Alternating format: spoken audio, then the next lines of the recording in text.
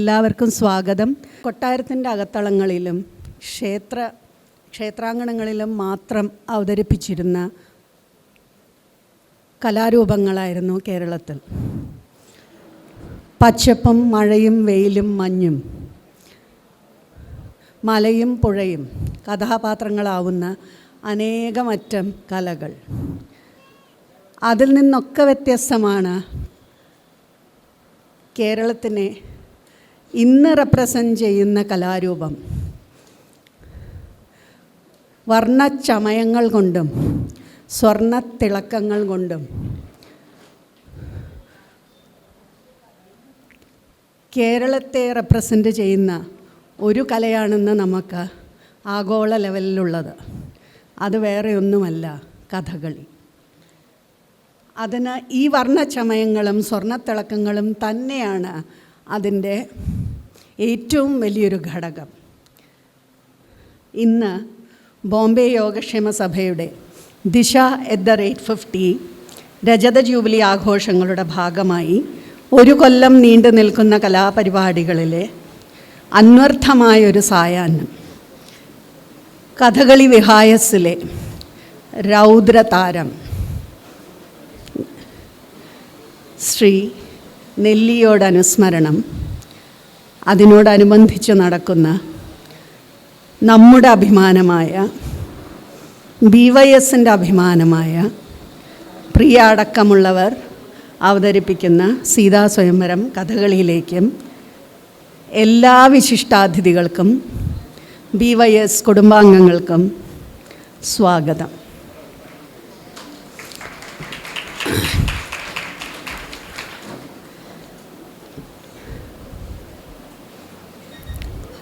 ഇന്ന് ഈ സായാഹ്നം നമ്മൾ ആരംഭിക്കുന്നത് എല്ലാ പരിപാടിക്കും ചെയ്യുന്ന പോലെ തന്നെ നിലവിളക്ക് കൊളുത്തിക്കൊണ്ടാണ്. അതിനായി നിലവിളക്ക് കൊളുത്താൻ പ്രസിദ്ധരായ കലാകാരന്മാരെയും പ്രിയയുടെ ആചാര്യനെയും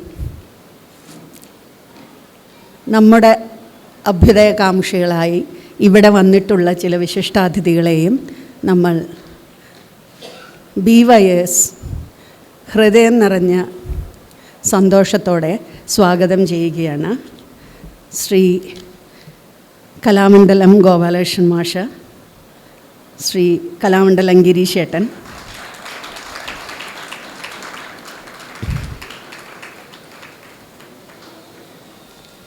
ദയവ് ചെയ്ത് വേദിയിലേക്ക് വന്നിരിക്കണമെന്ന് അപേക്ഷിക്കുന്നു. ശ്രീമതി താരാവർമ്മ, ഞങ്ങൾ ഥാനേക്കാരുടെ ഒരു അഹംഭാവം കൂടിയാണ് കേട്ടോ, ഞങ്ങളുടെ അഹങ്കാരം കൂടിയാണ് ഈ കഥകളി വേഷം വളരെ അനായാസമായി കൈകാര്യം ചെയ്യുന്ന Shrimati താരാവർമ്മ.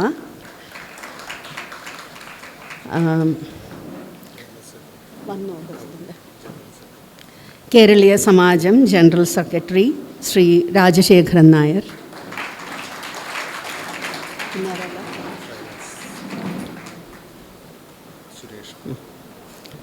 Fine arts club secretary Shri Suresh Kumar,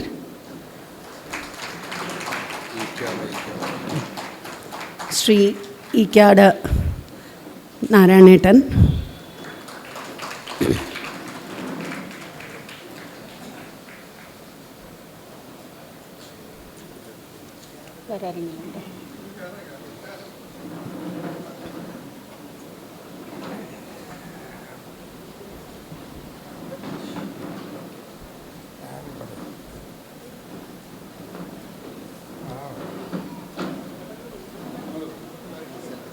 കേരളീയ സമാജം ചെയർമാൻ ശ്രീ വർഗീസ് ഡാനിയൽ വേദിയിലേക്ക് സ്വാഗതം ചെയ്യുന്നു.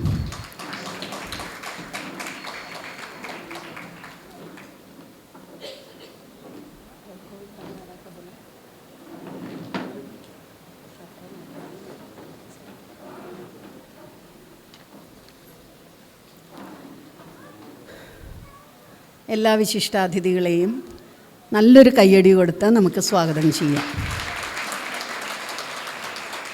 ഇനി പരിപാടിയിലേക്ക് കടക്കുകയാണ്. ആശാന് മുന്നിൽ നിലവിളക്ക് കൊളുത്തിക്കൊണ്ട് തന്നെ നമുക്ക് ഇന്നത്തെ സായാഹ്നം ആരംഭിക്കാം. അതിന്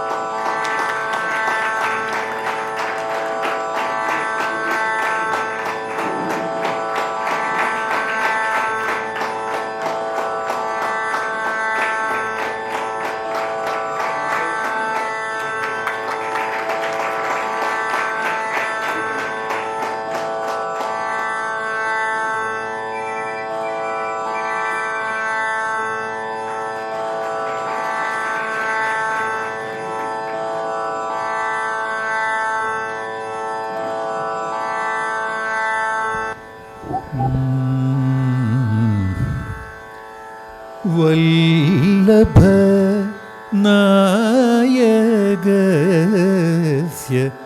ഭക്തോ ഭവാമി വല്ലഭ നായകസ്യ ഭക്തോ ഭവാമി വാഞ്ചിതാർത്ഥദായകസ്യ വരമൂഷികവാഹനസ്യ വല്ലഭ നായകസ്യ ഭക്തോ ഭവാമി വാഞ്ചിതാർത്ഥദായകസ്യ വരമൂഷികവാഹനസ്യ വല്ലഭ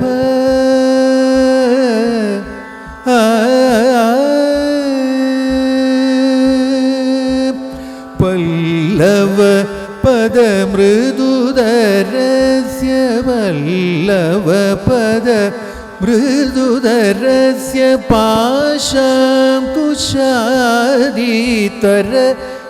വല്ലവ പദമൃദുദരസ്യ പാശാം കുശാദിതരസ്യ മല്ലികാജാതി ചൗബകഹാരസ്യ മണിമാലസ്യ മല്ലികാജാതി ചൗബകഹാരസ്യ മണിമാലസ്യ വല്ലി വിവാഹകാരണസ്യ ഗുരുഗുഹപൂജിതസ്യ വല്ലി വിവാഹകാരണസ്യ ഗുരുഗുഹപൂജിതസ്യ കാളി കലാമാലിനി കമലാക്ഷി സന്നുദസ്യ വല്ലഭ നായകസ്യ ഭക്തോ ഭവാമി വാഞ്ചിതാർത്ഥദായകസ്യ വരമൂഷികവാഹനസ്യ വല്ലഭ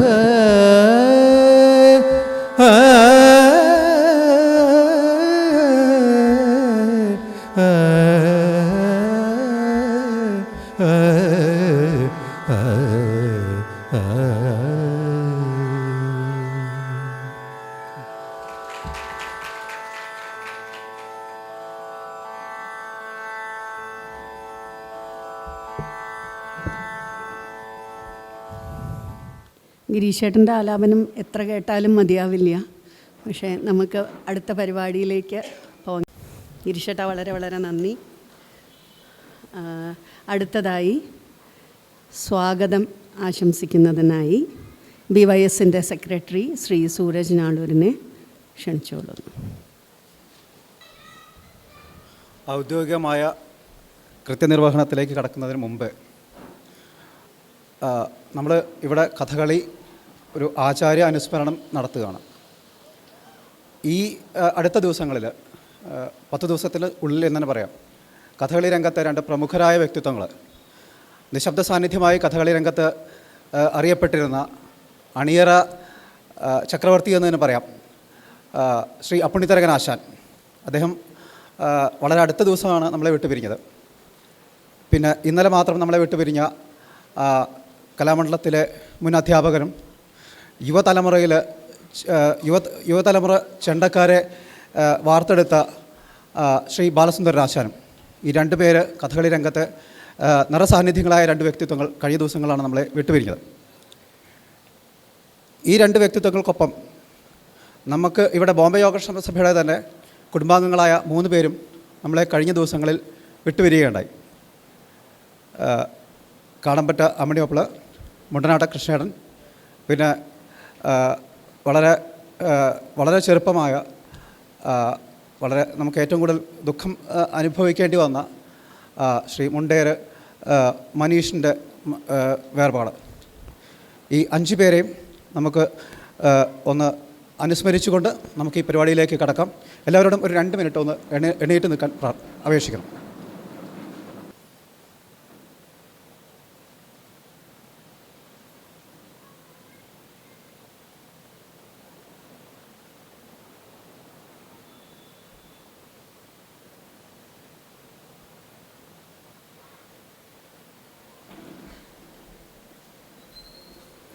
വേർപാടുകൾ അനുസ്മരിക്കും ഒരേ സമയം ദുഃഖമുണ്ടാക്കുന്നതുമാണ്. കൂട്ടത്തിൽ ഒരു പേര് ഞാൻ പറയാൻ വിട്ടുപോയി, ക്ഷമ ചോദിക്കുകയാണ്. ഡോംബൂലിക്കാരൻ തന്നെയായ പാണക്കാട് അരവിന്ദേട്ടൻ. അദ്ദേഹത്തിൻ്റെ പേര് പറയാൻ വിട്ടുപോയതിൽ ക്ഷമ ചോദിക്കുന്നു. ഇനി ഔദ്യോഗിക കൃത്യനിർവഹണത്തിലേക്ക് കടക്കാം. ഇംഗ്ലീഷിലൊരു വാക്കുണ്ട്, ഡയാസ്പൊറ. ഡയാസ്പൊറ എന്ന് പറയുന്ന വാക്കിൻ്റെ അർത്ഥം തങ്ങളുടെ മാതൃഭൂമിയിൽ നിന്ന്, തങ്ങളുടെ ജന്മനാട്ടിൽ നിന്ന് വിട്ട് മറുനാട്ടിൽ താമസിക്കുന്ന ഒരു കൂട്ടം ആൾക്കാർ എന്നുള്ളതാണ് അതിൻ്റെ സാമാന്യമായ അർത്ഥം.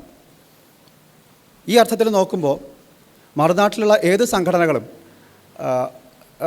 പ്രതിനിധാനം ചെയ്യുന്നത് ഈ ഒരു ഡയാസ്പൊറയാണ്. ഇപ്പോൾ ബോംബെ യോഗക്ഷേമ സഭയായാലും ഡോംബോലി കേരളീയ സമാജമായാലും വലുതും ചെറുതുമായിട്ടുള്ള ബോംബെയിലെ നാനാവിധമായിട്ടുള്ള സംഘടനകളാണെങ്കിലും ഈ ഒരു മലയാളി ഡയാസ്പൊറയാണ് പ്രതിനിധാനം ചെയ്യുന്നത്. മറുനാട്ടിൽ വന്ന് ജീവിക്കുമ്പോൾ ഈ നമ്മളുടെ ഈ സാന്നിധ്യം എന്ന് പറയുന്നത്, നമ്മുടെ ഈ പ്രാതിനിധ്യം എന്ന് പറയുന്നത് അത് പലതരത്തിലുള്ളതാണ്. ഭാഷ, വേഷം, കല, സംസ്കാരം, നമ്മുടെ ഭക്ഷണ രീതികൾ പലതുമാണ്. അപ്പോൾ ഈ ഈ സംഘടനകളൊക്കെ തന്നെ ശ്രമിക്കുന്നത് ആ ഒരു നമ്മുടെ വൈകാരികമായിട്ടുള്ള ആ ഒരു അടുപ്പം, നമ്മുടെ ജന്മനാടിനോടുള്ള അടുപ്പം, നമ്മുടെ ആ ഒരു വ്യക്തിത്വം, അത് നമ്മുടെ ഒരു സ്വത്വം ഉയർത്തിപ്പിടിക്കാനും കൂടിയാണ്. ഇത്തരത്തിൽ ചെറുതും വലുതുമായ സംഘടനകൾ നടത്തുന്ന ഈ ഒരു ശ്രമങ്ങൾ അത് പലവിധമായ സാംസ്കാരിക പ്രവർത്തനങ്ങളാവാം, പലവിധമായിട്ടുള്ള കൂടിച്ചേരലുകളാവാം. പ്രാഥമികമായിട്ട് ഏത് സംഘടനയും ശ്രമിക്കുന്നത് ഇത്തരത്തിലൊരു നമ്മുടെ സ്വത്വം അത് നിലനിർത്താനും അടുത്ത തലമുറയ്ക്ക് കൈമാറാനും വേണ്ടി കൂടിയാണ്. ഇങ്ങനെ നോക്കുമ്പോൾ കഴിഞ്ഞ അരനൂറ്റാണ്ട് കാലം, പെട്ടെന്ന് പറയാൻ കഴിയും അരനൂറ്റാണ്ട് കാലം എന്നുള്ളത്, പക്ഷേ അരനൂറ്റാണ്ട് കാലം മുമ്പേ ഒരു കൂട്ടം ചെറുപ്പക്കാർ തുടങ്ങി വെച്ചൊരാശയം അത് വളർന്നു വലുതായി അതിൻ്റെ 50 വർഷം പിന്നിടുമ്പോൾ ചാരിതാർത്ഥ്യത്തിന് വക നൽകുന്ന ഒരുപാട് സംഭവങ്ങൾ ബോംബെ യോഗക്ഷേമ സഭയുടെ പിൽക്കാല ചരിത്രത്തിലുണ്ട്, ഇന്ന് വരെയുള്ള ചരിത്രത്തിലുണ്ട്. ഈ വേദിയിൽ നിൽക്കുമ്പോൾ, ഈ വേദി എന്ന് പറഞ്ഞാൽ ഡോംബോലി കേരളീയ സമാജത്തിൻ്റെ സ്ഥാപനമായ ഈ കോളേജിൽ വെച്ച് ഇത് ചേരുമ്പോൾ മറ്റൊരു സവിശേഷമായ ഒരു ഒരു ഒരു ഒരു ഒരു ചാരിതാർത്ഥ്യത്തിലുള്ള വക കൂടിയുണ്ട്.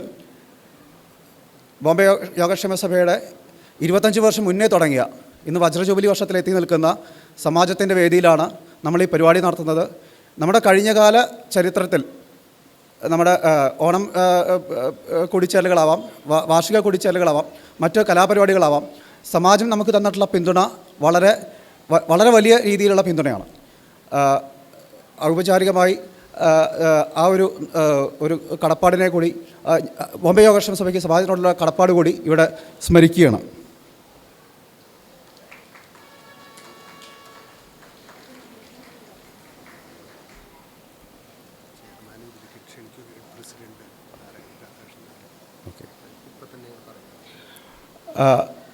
ഒരല്പം വൈകി എത്തിച്ചേരാനെങ്കിലും സമാജത്തിൻ്റെ ഡോംബോലി കേരള സമാജത്തിൻ്റെ സമാരാധ്യനായ അധ്യക്ഷൻ ശ്രീ രാധാകൃഷ്ണൻ നായർ ഇവിടെ എത്തിയിട്ടുണ്ട്. അദ്ദേഹത്തിനെ കൂടി ഞാൻ വേദിയിലേക്ക് സ്വാഗതം ചെയ്യുക.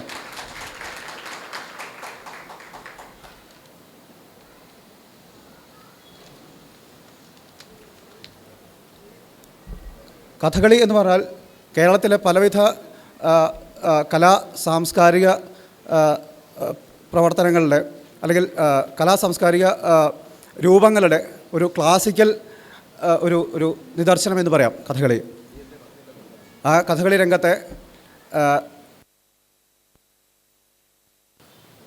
നമ്മളോടൊക്കെ പല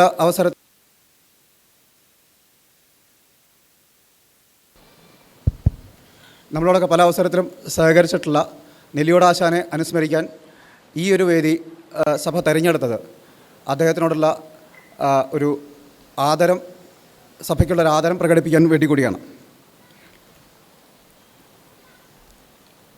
യോഗാധ്യക്ഷൻ യോഗക്ഷേമ സഭയ്ക്ക് ഒരു പരിചയപ്പെടുത്തലിന് ആവശ്യമില്ല.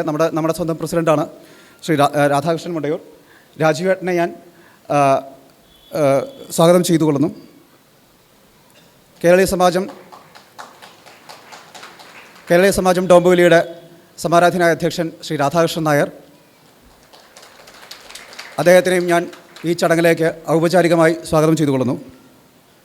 കേരളീയ സമാജം ചെയർമാൻ ശ്രീ വർഗീസ് ഡാനിയൽ, അദ്ദേഹത്തിനെ ഞാൻ ഔപചാരികമായി സ്വാഗതം ചെയ്യുന്നു. കേരളീയ സമാജത്തിൻ്റെ ജനറൽ സെക്രട്ടറി ഞാൻ നോക്കിയതാണ് ഇവിടെ ഞങ്ങൾ ശേഖരേട്ടൻ എന്ന് വിളിക്കുന്ന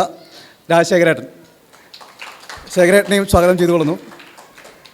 കലാവിഭാഗം സെക്രട്ടറി ശ്രീ സുരേഷേട്ടനെയും സ്വാഗതം ചെയ്തുകൊള്ളുന്നു.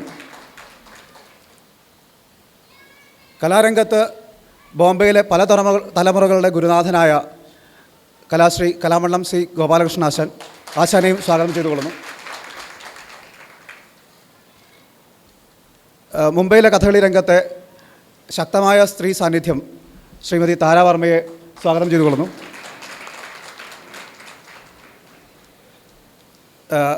ഡോംബിവലിക്കാർക്ക് മുഴുവൻ, ഒരുപക്ഷെ ബോംബെക്കാർക്ക് മുഴുവനും ഗുരുനാഥനായി കാണേണ്ട ഗുരുനാഥനായിട്ടുള്ള ഈക്കാടിനെയും ഞാൻ ഔപചാരികമായി സ്വാഗതം ചെയ്തുകൊള്ളുന്നു. ബോംബെ യോഗക്ഷേമ സഭയുടെ ക്ഷണം സ്വീകരിച്ച് ഇവിടെ എത്തിച്ചേർന്നിട്ടുള്ള ബോംബെയുടെ പല ഭാഗത്തു നിന്നുള്ള പ്രതിനിധികളുണ്ട്. വളരെ അടുത്ത ദിവസം മാത്രം ഞാൻ നേരിട്ട് സംസാരിച്ച കാർണിവൽ സിനിമയുടെ എല്ലാമായ പ്രശാന്ത് നാരായൺ വേദിയിലുണ്ട്. അദ്ദേഹത്തിനെയും ഞാൻ ഔപചാരികമായി സ്വാഗതം ചെയ്തുകൊള്ളുകയാണ്. മറ്റ് ധാരാളം പേര്, വിസ്താരഭയം കൊണ്ട് തൽക്കാലം ചുരുക്കുകയാണ്. വളരെ അടുത്ത ദിവസങ്ങളിലാണ് പലരെയും നേരിട്ട് ഫോൺ വിളിച്ച് സംസാരിക്കാൻ കഴിഞ്ഞിട്ടുള്ളത്. പലതും നമ്മൾ നേരിട്ട് വിളിക്കുക തന്നെ ഉണ്ടായിട്ടുള്ളത്. കാരണം ആ ഒരു നേരിട്ട് വിളിക്കുമ്പോൾ കിട്ടുന്ന ഒരു അടുപ്പം അത് ഒരു ക്ഷണക്കത്തിൽ മാത്രം ഒതുങ്ങുന്നതല്ല. അതുകൊണ്ട് പലരെയും അടുത്ത ദിവസങ്ങളാണ് വിളിച്ചിട്ടുള്ളത്. അങ്ങനെ ക്ഷണം സ്വീകരിച്ചുകൂടെ എത്തിച്ചേർന്നിട്ടുള്ള ബോംബെയുടെ പല ഭാഗത്തു നിന്നുള്ള പേരെടുത്ത് പറഞ്ഞാൽ വിട്ടുപോകും എന്നുള്ളത് കൊണ്ട് മാത്രം പേര് പറയാത്തതാണ്. നിരവധി വ്യക്തിത്വങ്ങളുണ്ട്. പല സമാജങ്ങളെയും പല സംഘടനകളെയും മറ്റ് പല സ്ഥാപനങ്ങളെയും പ്രതിനിധീകരിക്കുന്ന ആൾക്കാരുണ്ട്. എല്ലാവരെയും ഞാൻ ഔപചാരികമായി സ്വാഗതം ചെയ്യുകയാണ്. അതിൽ പത്രക്കാരുണ്ട്, പല ആൾക്കാരുണ്ട്. എല്ലാവരെയും ഒറ്റ വാക്കിൽ സ്വാഗതം ചെയ്യുകയാണ്. ഇനിയുള്ളത് എൻ്റെ തന്നെ ബോംബെ യോഗക്ഷേമ സഭയുടെ തന്നെ കുടുംബാംഗങ്ങളാണ്. ഒരു ഔപചാരികതയുടെയും ആവശ്യമില്ല. പക്ഷേ ഔപചാരികതയുടെ പേരിൽ മാത്രം എല്ലാവരെയും ഞാൻ ഈ ചടങ്ങിലേക്ക് ഒരിക്കൽ കൂടി സ്വാഗതം ചെയ്യുന്നു. ഏറ്റവും അവസാനം ഈ ഒരു ആശയം, ഇങ്ങനൊരു അനുസ്മരണം നടത്തണം, ഈ ഒരു കഥകളി അദ്ദേഹത്തിന് ഒരു ആദരമായി സമർപ്പിക്കണം എന്നൊരു ആശയം വന്നപ്പോൾ ഇതിനുവേണ്ടി തുടക്കം മുതൽ ഈ സമയം വരെ പ്രവർത്തിച്ചുകൊണ്ടിരിക്കുന്ന എൻ്റെ മുഴുവൻ സഹപ്രവർത്തകരെയും ഒറ്റവാക്കിൽ സ്വാഗതം ചെയ്തുകൊണ്ട് ഞാൻ ഉപസംഹരിക്കുന്നു. വളരെ നന്ദി. അടുത്തത് നമ്മുടെ വേദിയിലിരിക്കുന്ന വിശിഷ്ടാതിഥികളെയും നമ്മുടെ അഭ്യുദയകാംക്ഷികളെയും ആദരിക്കുക എന്നുള്ള ചടങ്ങാണ്. അതിൽ ആദ്യമായി നമ്മൾ ആദരിക്കാൻ പോകുന്ന ആൾ, ഞാനിവിടെ ബോംബെയിൽ വന്ന മുതൽ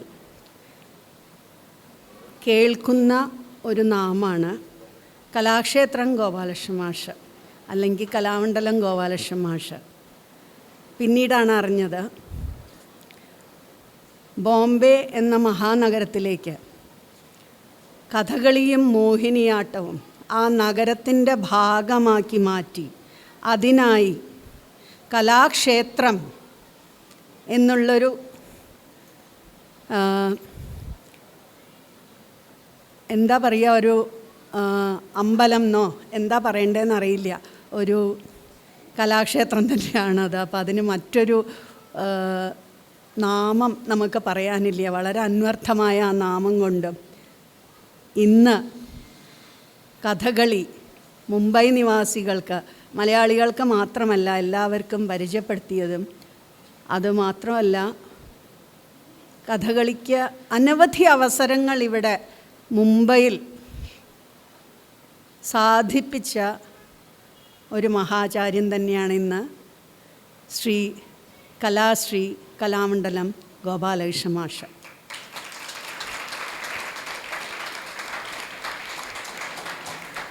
അതിൻ്റെ ഭാഗമായി വളരെ അന്വർത്ഥമാക്കിക്കൊണ്ട് ഇന്നലെ മാഷ്ക്ക് ലൈഫ് ടൈം അവാർഡായ ഛത്രപതി ശിവാജി അവാർഡ് നൽകി മുംബൈ നഗരം ആദരിച്ചു.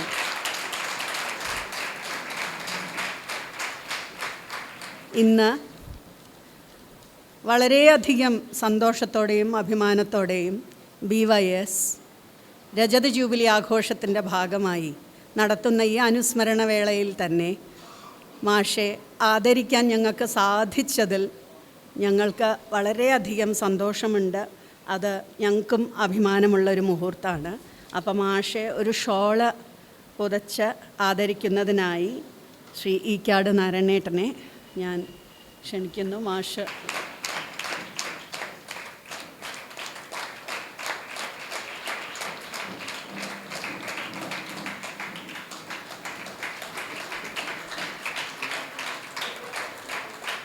മാഷ്ക്ക് നമ്മുടെ സ്നേഹാദരമായി ഒരു ബുക്കേയും മൊമെൻറ്റോയും നൽകാൻ നമ്മുടെ കാരണവരായ മടങ്ങർലി കുട്ടേട്ടനെ വേദിയിലേക്ക് സ്വാഗതം ചെയ്യുന്നു.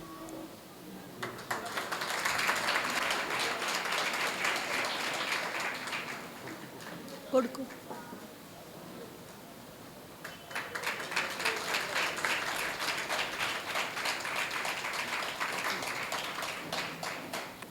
മുംബൈ നഗരത്തിൻ്റെ വളരെ അഭിമാനമായ നളന്ദ സ്കൂൾ ഓഫ് ആർട്സിൻ്റെ 2 തൂണുകളാണ്, pillars of strength of Nalanda school of ആർട്സാണ് നമ്മുടെ ഈ വേദിയിലിരിക്കുന്ന 2 കലാകാരന്മാർ. കലാമണ്ഡലം ഗോപാലകൃഷ്ണ മാഷും പിന്നെ കലാമണ്ഡലം ഗിരീഷേട്ടനും. അവരെ 2 പേരെയും നമുക്ക് ഇന്നിവിടെ ആദരിക്കാൻ പറ്റി. അതും ഈ അനുസ്മരണത്തിനോട് അനുബന്ധിച്ച് എന്നുള്ളത് വളരെ സന്തോഷകരമായൊരു കാര്യമാണ്. ഗിരീഷേട്ടനെ കുറിച്ച് പറയുമ്പോൾ ഔപചാരികതയാവാം, എങ്കിലും പറയാതെ വയ്യ. നമുക്കൊക്കെ അറിയാം, കഥകളി സംഗീതം ഇന്ന് മുംബൈയിൽ ഇത്രയും പ്രചാരണത്തിലെത്താനും അതിന് തനതായ ഒരു ശൈലി നൽകി അവതരിപ്പിച്ച് അതിനെ പ്രസിദ്ധമാക്കാനും വളരെയധികം ശ്രമിച്ച് വിജയിച്ച കലാകാരനാണ് ശ്രീ കലാമണ്ഡലം ഗിരീഷേട്ടൻ. ഗിരീഷേട്ടനെ ആദരിക്കുന്നതിനായി സമാജത്തിൻ്റെ പ്രസിഡൻറ്റ് ശ്രീ രാധാകൃഷ്ണൻ നായർ അവരുകളെ ഞാൻ വേദിയിലേക്ക് ക്ഷണിക്കുകയാണ്.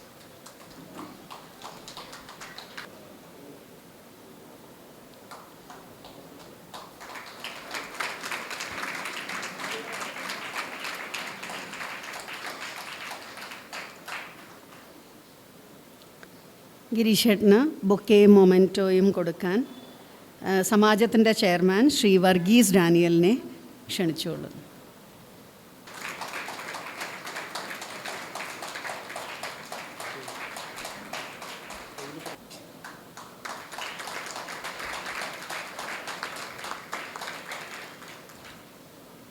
എലിസബത്തൻ ഏജിൽ ഇംഗ്ലണ്ടിൽ വനിതകൾക്ക് സ്റ്റേജിൽ നാടകത്തിന് പങ്കെടുക്കാൻ പറ്റാത്തതുകൊണ്ട്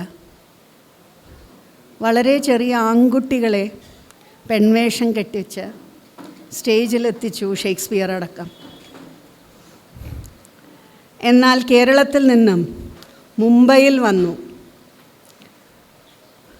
കഥകളിയുടെ വനിതാ വിഭാഗത്തെ എംപവർ ചെയ്ത കലാകാരിയാണ് ശ്രീമതി താരാവർമ്മ. ഇതിൽ കൂടുതൽ ഞാനൊന്നും പറയണ്ടല്ലോ. തൻ്റെ വേഷത്തിൻ്റെ സൗന്ദര്യം കൊണ്ടും അഭിനയത്തിൻ്റെ മിഴിവ് കൊണ്ടും കഥകളി ആസ്വാദകരെ അനവധി ആസ്വാദനത്തെ അതിനെ വേറൊരു തലത്തിലേക്ക് കൊണ്ടുപോയിട്ടുള്ള ഈ കലാകാരിയെ ആദരിക്കാൻ ഈ സന്ധ്യയിൽ നമുക്ക് സാധിച്ചതിലും അവരിവിടെ എത്തിച്ചേർന്നതിലും ഞങ്ങൾ ആദ്യം നന്ദി അറിയിക്കുന്നു. ശ്രീമതി താരാവർമ്മയെ ഷോൾ അണിയിക്കുന്നതിനായി BYS വനിതാ സംഘം കൈകൊട്ടിക്കളിയുടെ വിഭാഗമായ ശ്രീമതി കപ്പിയൂർ ഗീതാ സത്യൻ ഗീതയെടുത്തിയെ സ്വാഗതം ചെയ്യുന്നു. ശ്രീമതി താരാവർമ്മ പൂഞ്ഞാർ കൊട്ടാരത്തിലെ ഒരംഗം കൂടിയാണ് എന്നുള്ളതിവിടെ അറിയിച്ചുകൊള്ളുന്നു.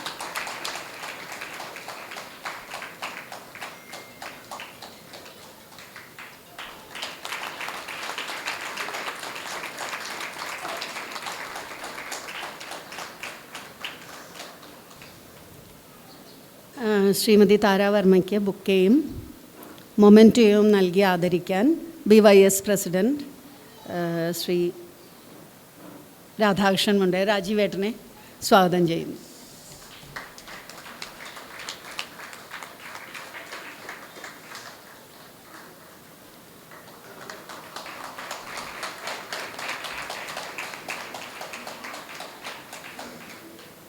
നമ്മുടെ സെക്രട്ടറി പറഞ്ഞ പോലെ BYSൻ്റെ ഓരോ ഉയർച്ചയിലും നമ്മുടെ അഭ്യുദയകാംക്ഷികളായിരുന്നു കേരളീയ സമാജം ഇന്നും. അതുകൊണ്ടാണ് ഇന്ന് സമാജത്തിൻ്റെ എല്ലാ സംഘാടകരും നമുക്കൊപ്പമുണ്ട്. അവരെ ആദരിക്കുക എന്നുള്ള ചടങ്ങിലേക്ക് നമ്മൾ കിടക്കുകയാണ്. ആദ്യം സമാജത്തിൻ്റെ ചെയർമാൻ ശ്രീ വർഗീസ് ഡാനിയലിനെ ആദരിക്കുവാനായി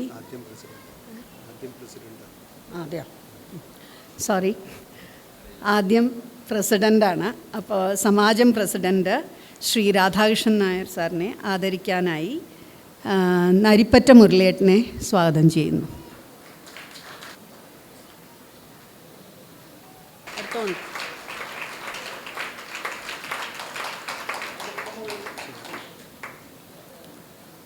സമാജത്തിൻ്റെ ചെയർമാൻ ശ്രീ വർഗീസ് ഡാനിയലിനെ ആദരിക്കുവാനായി ശ്രീ കപ്ലിങ്ങാട് മുരളിയെ സ്വാഗതം ചെയ്യുന്നു.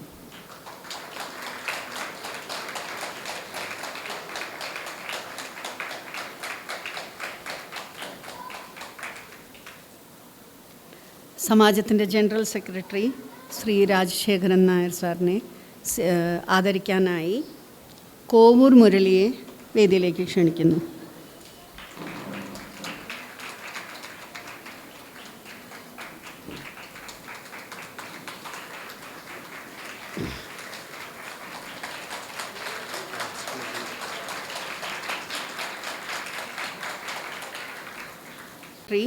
ശ്രീ സുരേഷ് കുമാറിനെ ആദരിക്കാനായി പന്താവൂർ സതീശനെ വേദിയിലേക്ക് സ്വാഗതം ചെയ്യുന്നു.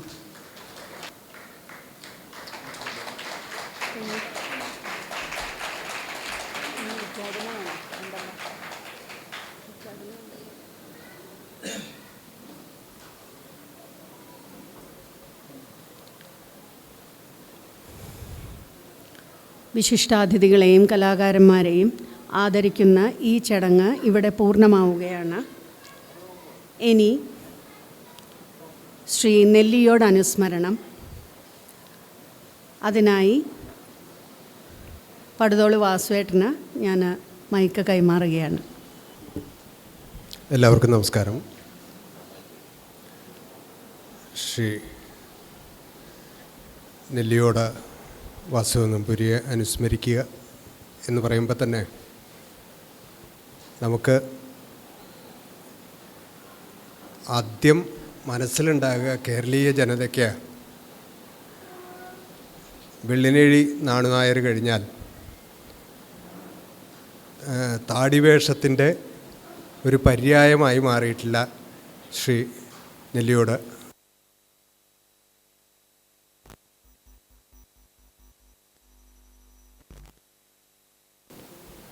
ഞാൻ എൻ്റെ പഠനകാലത്ത് അദ്ദേഹത്തിൻ്റെ 2 ചര്യകളും നമുക്ക് അനുഭവത്തിൽ ഉണ്ടായിട്ടുള്ളതാണ്. അതായത് നമ്പൂതിരി കുലത്തിൽ ജനിക്കുകയും അതിൻ്റേതായിട്ടുള്ള തന്ത്രം മുതലായത് അഭ്യസിച്ച് വേദാഭ്യാസത്തിൻ്റെ ചെറിയൊരു രൂപവും അത് തുടരാൻ കഴിയാതെ കഥകളിയിലേക്ക് കടക്കുകയും കഥകളി അഭ്യസിച്ച് യൗവനത്തിൻ്റെ നിറവിൽ നിൽക്കുമ്പോഴാണ് അദ്ദേഹം ഒരു വേഷത്തിലേക്ക് കടക്കുന്നത്. പല കാരണങ്ങളെ കൊണ്ടും അന്ന് നിലനിന്നിരുന്ന വേഷങ്ങൾ പച്ച, കത്തി മുതലായതിനേക്കാൾ കൂടുതൽ താടിയായിരിക്കും നല്ലത് എന്ന് വിശേഷിപ്പിച്ച് അദ്ദേഹത്തെ ആ ചരിത്രത്തിലേക്ക് നടത്തുകയായിരുന്നു. ഒരു നമ്മളൊക്കെ അറിയുന്ന വിധത്തിലുള്ള താടിവേഷം മാത്രമേ വടക്കൻ മേഖലകളിൽ നമ്മൾ കണ്ടിരുന്നുള്ളൂ എന്നുവരികിലും തിരുവനന്തപുരം ഒരു സ്കൂൾ അധ്യാപകനായിരുന്ന ശ്രീ നെല്ലിയോട് എല്ലാ വേഷവും കിട്ടിയിട്ടുണ്ട് എന്ന് എത്ര പേർക്കറിയാം എന്ന് എനിക്കറിയില്ല. അദ്ദേഹം സ്ത്രീവേഷം കിട്ടിയിട്ടുണ്ട്, അതുപോലെ ഹനുമാൻ വെള്ളത്താടി, അതേപോലെ കത്തിവേഷം, അതുപോലെ താടിവേഷങ്ങളുടെ മാലി, പിന്നെ സുഗ്രീവൻ, ബാലി, അങ്ങനെ തുടങ്ങിയിട്ടുള്ള ദുശാസനൻ തുടങ്ങിയിട്ടുള്ള എല്ലാ വേഷങ്ങളും, കലി തുടങ്ങിയിട്ടുള്ള എന്തായിരുന്നു അദ്ദേഹത്തിൻ്റെ പ്രത്യേകത. പിന്നെ തുടങ്ങിയിട്ടുള്ള ആശാരി, കുചേലൻ തുടങ്ങിയിട്ടുള്ള മറ്റു വേഷങ്ങളും ഉണ്ടായിട്ടുണ്ട്. അദ്ദേഹത്തിൻ്റെ പ്രത്യേകത നാം കണ്ടെത്തിയത്, അല്ലെങ്കിൽ സദസ്സ് കണ്ടെത്തിയത്, പാരമ്പര്യമായിട്ട് നിലനിൽക്കുന്ന ഒരു പ്രത്യേകം പറയേണ്ട ചില അനുഷ്ഠാനം അത് കൃത്യമായിട്ട് സദസ്സിന് നൽകുന്ന ഒരു സമ്പ്രദായം നെല്ലിയോടിന് സാധിച്ചിട്ടുണ്ട്. അതിൽ പ്രത്യേകം പറയേണ്ടത്, ഇപ്പോൾ അതിൽ ഭയങ്കര മാറ്റങ്ങൾ വന്നിട്ടുണ്ട്. കഥകളിയിലൊക്കെ ഇപ്പോൾ കലാശ്രീ ഗോപാലകൃഷ്ണനൊക്കെ അത് കേൾക്കുമ്പോൾ അത്ര സുഖം തോന്നിച്ചില്ല. എന്നാൽ തന്നെ കഥകളിയുടെ പുതിയ രൂപത്തിലുള്ള ചില മാറ്റങ്ങൾ, ഇപ്പോൾ അതിൽ പ്രധാനമായിട്ട് നമുക്ക് പറയാവുന്നത് ആശാരി മുതലായിട്ടുള്ള മാറ്റങ്ങൾ. ഇന്ന് ആശാരിയെ അറിയില്ല, എന്താണ് ആശാരി എന്നറിയാത്ത വേഷങ്ങൾ കെട്ടുന്ന ഒരു സമ്പ്രദായത്തിലേക്ക് മാറേണ്ട ഒരു പരിമിതത്വമുണ്ട്. അത് ഇപ്പോഴത്തെ ആൾക്കാർക്കത് വലിയൊരു കുഴപ്പം തോന്നില്ല. നമ്മളെപ്പോലെയുള്ള ഒരു തലമുറയ്ക്ക് അത് വലിയൊരു യഥാർത്ഥ മുഖമായിട്ട് നമുക്കത് തോന്നില്ല. എന്നാൽ അതിൻ്റെ ചരിത്രം നോക്കിക്കഴിഞ്ഞാൽ ഇദ്ദേഹമാണ് ഒരു പർട്ടിക്കുലർലി അത് പറയാവുന്നത് 2-3 വേഷങ്ങളാണ്. ഒന്ന് ആശാരി, അതുപോലെ കുചേലനെ ഞാൻ അങ്ങനെ പറയുന്നില്ല. കുചേലൻ അനവധി പേരുണ്ട്, അതുകൊണ്ട് അത്ര വലിയൊരു ഇതില്ല. അതുപോലെ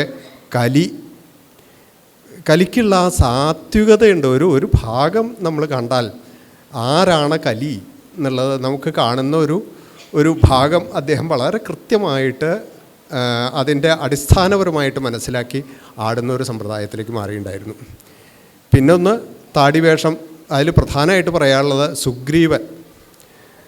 സുഗ്രീവൻ്റെ എല്ലാ ചരിത്രവും, സുഗ്രീവനെക്കുറിച്ചിട്ടുള്ള അടിസ്ഥാനപരമായിട്ടുള്ള നമ്മുടെ അറിവിൻ്റെ ഒരു ആവിഷ്കാരം അദ്ദേഹത്തിന് കഴിഞ്ഞിട്ടുണ്ട്. അതുപോലെ ഇപ്പോൾ ദുശാസനൻ, എനിക്ക് അതിൻ്റെ ഒപ്പം പറയാനുള്ളത്, ദുശാസനൻ എൻ്റെ നാട്ടിൽ ഞങ്ങളുടെ ഒക്കെ ഒരു അമ്പലത്തിൽ ദുശാസനം കെട്ടിയ ശേഷം ഇദ്ദേഹം ഏറ്റവും അത്ഭുതകരമായിട്ട് തോന്നിയിട്ടുള്ള, ദുശാസനം കെട്ടി, ദുശാസനം കുഴപ്പമില്ല, ദുശാസൻ്റേതായിട്ടുള്ള എല്ലാ ഇതും കഴിഞ്ഞ് നമ്മൾ മാറി ഒരു അരമണിക്കൂർ കഴിഞ്ഞപ്പോൾ അദ്ദേഹം പുഴയിലൊക്കെ കുളിച്ച് സന്ധ്യാവന്തനമൊക്കെ ചെയ്ത് അമ്പലത്തിൽ തൊഴാനായിട്ട് വരണ കണ്ടു. അങ്ങനെയുള്ള പാരമ്പര്യത്തെ നിലനിർത്തുക എന്ന ഒരു സമ്പ്രദായം കൂടി അദ്ദേഹത്തിനുണ്ടായിരുന്നു. അതുപോലെ തന്ത്രം അദ്ദേഹത്തിനുണ്ടായിരുന്നു. അദ്ദേഹം പിന്നെ ഏറ്റവും കൂടുതൽ തൃശ്ശൂർ ജില്ലയിൽ വന്നു കഴിഞ്ഞിട്ടുണ്ടെങ്കിൽ അദ്ദേഹം ഏറ്റവും കൂടുതൽ താമസിച്ചിരുന്ന ബ്രഹ്മസമഠത്തിലായിരുന്നു. അപ്പോൾ വേദത്തിൻ്റെ ഒരു ഇതും കൂടി അദ്ദേഹത്തിന് കുറച്ചും കൂടി അതിനോടൊരു ഭക്തിയും അതിനെ പിന്തുടരുന്ന ഒരവസ്ഥയും ഉണ്ടായിരുന്നു. അദ്ദേഹത്തിൻ്റെ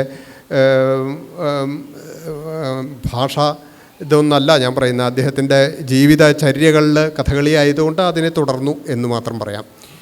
അതുപോലെ തന്നെ മറ്റൊന്ന് എനിക്ക് തോന്നിയിട്ടുള്ളത് അദ്ദേഹത്തിൻ്റെ ഇപ്പോൾ മായ എന്നുള്ള മകളും പിന്നെ രണ്ടാമത്തെ മഹൻ്റെ ഉപനയനം കഴിഞ്ഞിട്ട് മുതലായിട്ടുള്ളതൊക്കെ ചെയ്തിട്ട് ഒരു നമ്പൂതിരി ഗൃഹത്തിൽ നമ്പൂതിരിക്ക് വേണ്ടിയിട്ടുള്ള എല്ലാ അനുഷ്ഠാനങ്ങളും അദ്ദേഹം പുലർത്തിയിരുന്നു. ഞാൻ പരിചയപ്പെടുമ്പോൾ അദ്ദേഹത്തിൻ്റെ മിസ്സിസിൻ്റെ അനിയനുമായിട്ടാണ് ഏട്ടനുമായിട്ടാണ് ഞാൻ പരിചയപ്പെടുന്നത് വാസുദേവനെ. അദ്ദേഹം കാവാലത്തിൻ്റെ നാടക ട്രൂപ്പിലുണ്ടായിരുന്ന ആളാണ്. അതിൽ ഒരു പ്രധാന വേഷം ധരിച്ചിരുന്ന ഒരാളാണ്. അങ്ങനെയാണ് നെല്ലിയോടുമായിട്ട് പിന്നീടുള്ള ബന്ധങ്ങളും അതുപോലെ അതിന് പ്രാധാന്യം നൽകിയത്. അത് നമുക്ക് താടി വേഷം എന്ന് പറഞ്ഞിട്ടുണ്ടെങ്കിൽ ഇപ്പോൾ നാണുനായരുടെ കാലഘട്ടത്തിന് ശേഷം നമുക്ക് വേറൊരാളുണ്ടായിരുന്നില്ല. ശരിക്കും താടി എന്ന് പറഞ്ഞിട്ടുണ്ടെങ്കിൽ ആദ്യം നമ്മൾ ചോദിക്കുക നെല്ലിയോടാണോ ചോദിക്കും. അല്ലെങ്കിൽ നമ്മുടെ മനസ്സിൽ എല്ലാവർക്കും എല്ലാ വേഷങ്ങളും ഉണ്ടെങ്കിൽ തന്നെ ഈ ഒരു വേഷം പ്രത്യേകം പറയേണ്ടത്. ഇപ്പോൾ കത്തിവേഷത്തിൽ രാമൂട്ടിയാരാശാനെ പോലെ തന്നെ നമ്മൾ ചോദിക്കുക. പച്ചവേഷത്തിൽ പിന്നെയും ആൾക്കാരുണ്ടായിരുന്നു. അതിൽ താടി വേഷത്തിൽ വന്നു കഴിഞ്ഞാൽ ആദ്യം നമ്മൾ ചോദിക്കുക നെല്ലിയോടാശാനാണോ ചോദിക്കും. അദ്ദേഹത്തിൻ്റെ കാലശേഷം നമുക്ക് ഇത് ആലോചിക്കുമ്പോൾ വല്ലാതെ അദ്ദേഹത്തിൻ്റെ മരണവും കഴിഞ്ഞ ശേഷം പിന്നീടുള്ള വേഷങ്ങൾ കാണുമ്പോഴൊക്കെ അദ്ദേഹത്തെയാണ് നമുക്ക് ഒക്കെ നമ്മളുടേതായിട്ടുള്ള കഥകളി കാണുന്ന എല്ലാ സമൂഹവും, ഇന്നത്തെ സമൂഹം മുഴുവൻ അതായിരുന്നു പിന്തുടർന്നിരുന്നത്. അതാണ് എന്നെ സംബന്ധിച്ചിടത്തോളം എനിക്ക് തോന്നുന്ന ഒരു വൈകാരികത. ഇപ്പം ഞാൻ ഇതിൻ്റെ ഒരു തുറന്ന ഇതിലേക്ക് ഞാൻ കടക്കുന്നില്ല. കാരണം എന്താ വെച്ചാൽ സമയക്കുറവും പിന്നെ ഇവിടെ ഇരിക്കുന്ന താരാവർമ്മയും അല്ലെങ്കിൽ ഗോപാലകൃഷ്ണനൊക്കെ ഉണ്ടാകുമ്പോൾ ഞാൻ അതങ്ങനെ പറയുന്നതിൽ അതിനൊരു യുക്തിയില്ലായി വരും. അതുകൊണ്ട് അവരെയും കൂടി ഇതിൽ പറയുന്നു. ഇതിൻ്റെ ഒരു പ്രാഥമിക ഒരു ചടങ്ങ് എന്നുള്ള ഛായയിൽ ഞാൻ നെല്ലിയോടാശാനെ ഈ അവസരത്തിൽ അനുസ്മരിക്കുന്നു. നമസ്കാരം. ഗോപാലകൃഷ്ണൻ, കലാശ്രീ ശ്രീ ഗോപാലകൃഷ്ണൻ. എല്ലാവർക്കും നമസ്കാരം. ആദ്യം എനിക്ക് ഇങ്ങനൊരു മെമൻറ്റവും ബൊക്കയും ഷോളൊക്കെ അണിയിച്ച് എന്നെ അനുമോദിച്ചതും സ്വീകരിച്ചതുമായ ഈ യോഗക്ഷേമ സഭയോട് ഞാൻ കടപ്പെട്ടിരിക്കുന്നു. എല്ലാവർക്കും അതിലെ ഓരോരോ അംഗങ്ങളോടും ഞാൻ നന്ദി രേഖപ്പെടുത്തുന്നു, സന്തോഷം അറിയിക്കുന്നു എന്ന് പറയാം. പിന്നെ യോഗക്ഷേമ സഭയുടെ പ്രോഗ്രാമിനൊക്കെ ഇതിന് മുമ്പേ വന്നിട്ടുണ്ട്. ഇങ്ങനെ നിശബ്ദമായിട്ടുള്ളൊരു പ്രോഗ്രാം ഞാൻ ആദ്യമായിട്ട് കാണുക. മറ്റേത് ബഹളം ഉണ്ടാവാറ്, മുഴുവനും സംസാരിച്ചു കൊണ്ടിരിക്കുന്ന, അത് വളരെ സന്തോഷം തോന്നുന്നു.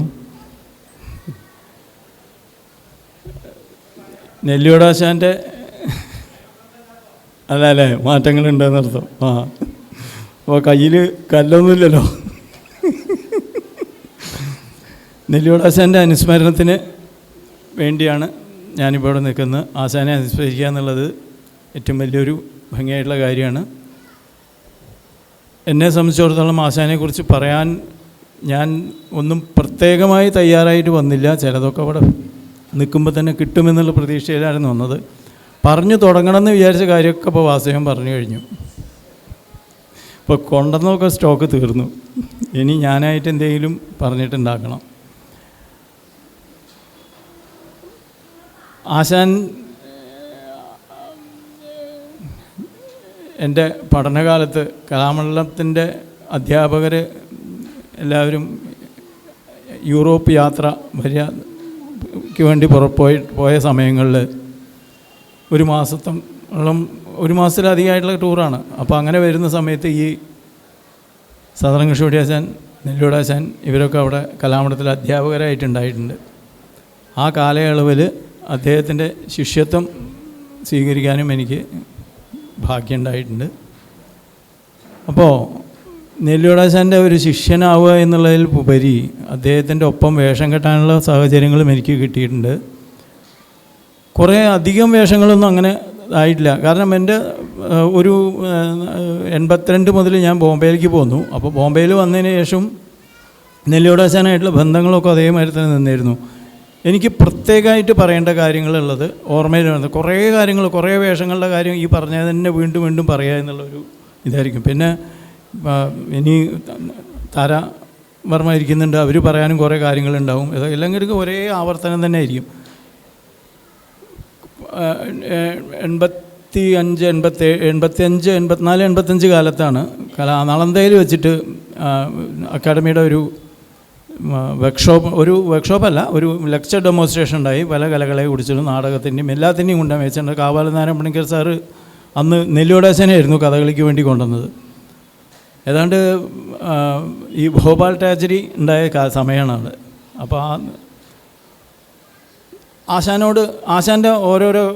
ഓരോ ആട്ടങ്ങൾ കാണിച്ചു, മുഖത്തേക്ക് ഓരോരോ ഭാവങ്ങൾ കാണിച്ചു, ഇതെല്ലാം കാണിച്ചു, എല്ലാം സ്വീകരിച്ചു. അത് കഴിഞ്ഞപ്പോൾ ഒരു വ്യക്തി, ഓൺ ദി സ്പോട്ടിൽ ഒരു കുട്ടി, ഒരു കാണിയിൽ ഇരുന്നായിരുന്നു ഒരു വ്യക്തി വെച്ചിട്ട് ഭോപ്പാൽ ട്രാജഡിയെ കാണിക്കാൻ പറ്റുമോ കഥകളിയിൽ ചോദിച്ചു.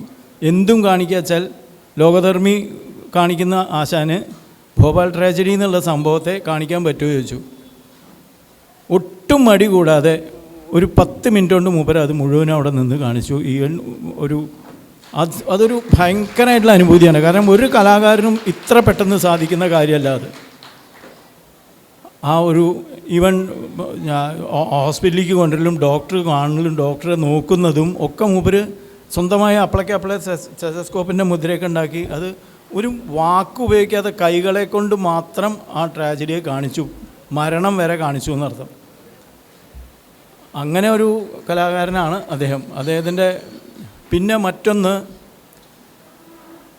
ഏത് വേഷം കൈകാര്യം ചെയ്യാൻ മൂപ്പർക്ക് കഴിയും, എല്ലാ വേഷത്തിലും. പിന്നെ ഇപ്പോൾ വാസവൻ പറഞ്ഞ മാതിരി താടി വേഷത്തിൽ ഇന്നത്തെ കഥകളുടെ നിലവാരത്തെക്കുറിച്ചൊക്കെ എനിക്ക് നല്ലതായിട്ട് ബോധ്യമുണ്ട്. ഞാൻ ഇപ്പോൾ കുറച്ച് കാലമായിട്ട് നാട്ടിലുണ്ട്, അതുകൊണ്ട് എനിക്ക് നാട്ടിൽ നിന്ന് അറിയാവുന്നതല്ല. ഇന്ന് പഴയ കാലത്തെ മാതിരി ഒന്നല്ല, മീഡിയകൾ ഇഷ്ടം പോലെ പ്രൊമോട്ട് ചെയ്യാൻ ആൾക്കാരുണ്ട്. അതുകൊണ്ട് പെട്ടെന്ന് ആൾക്കാർക്ക് മുകളിലേക്ക് കയറി വരാൻ പറ്റും, അതുപോലെ പിന്നാക്കം പോരാനും പറ്റും.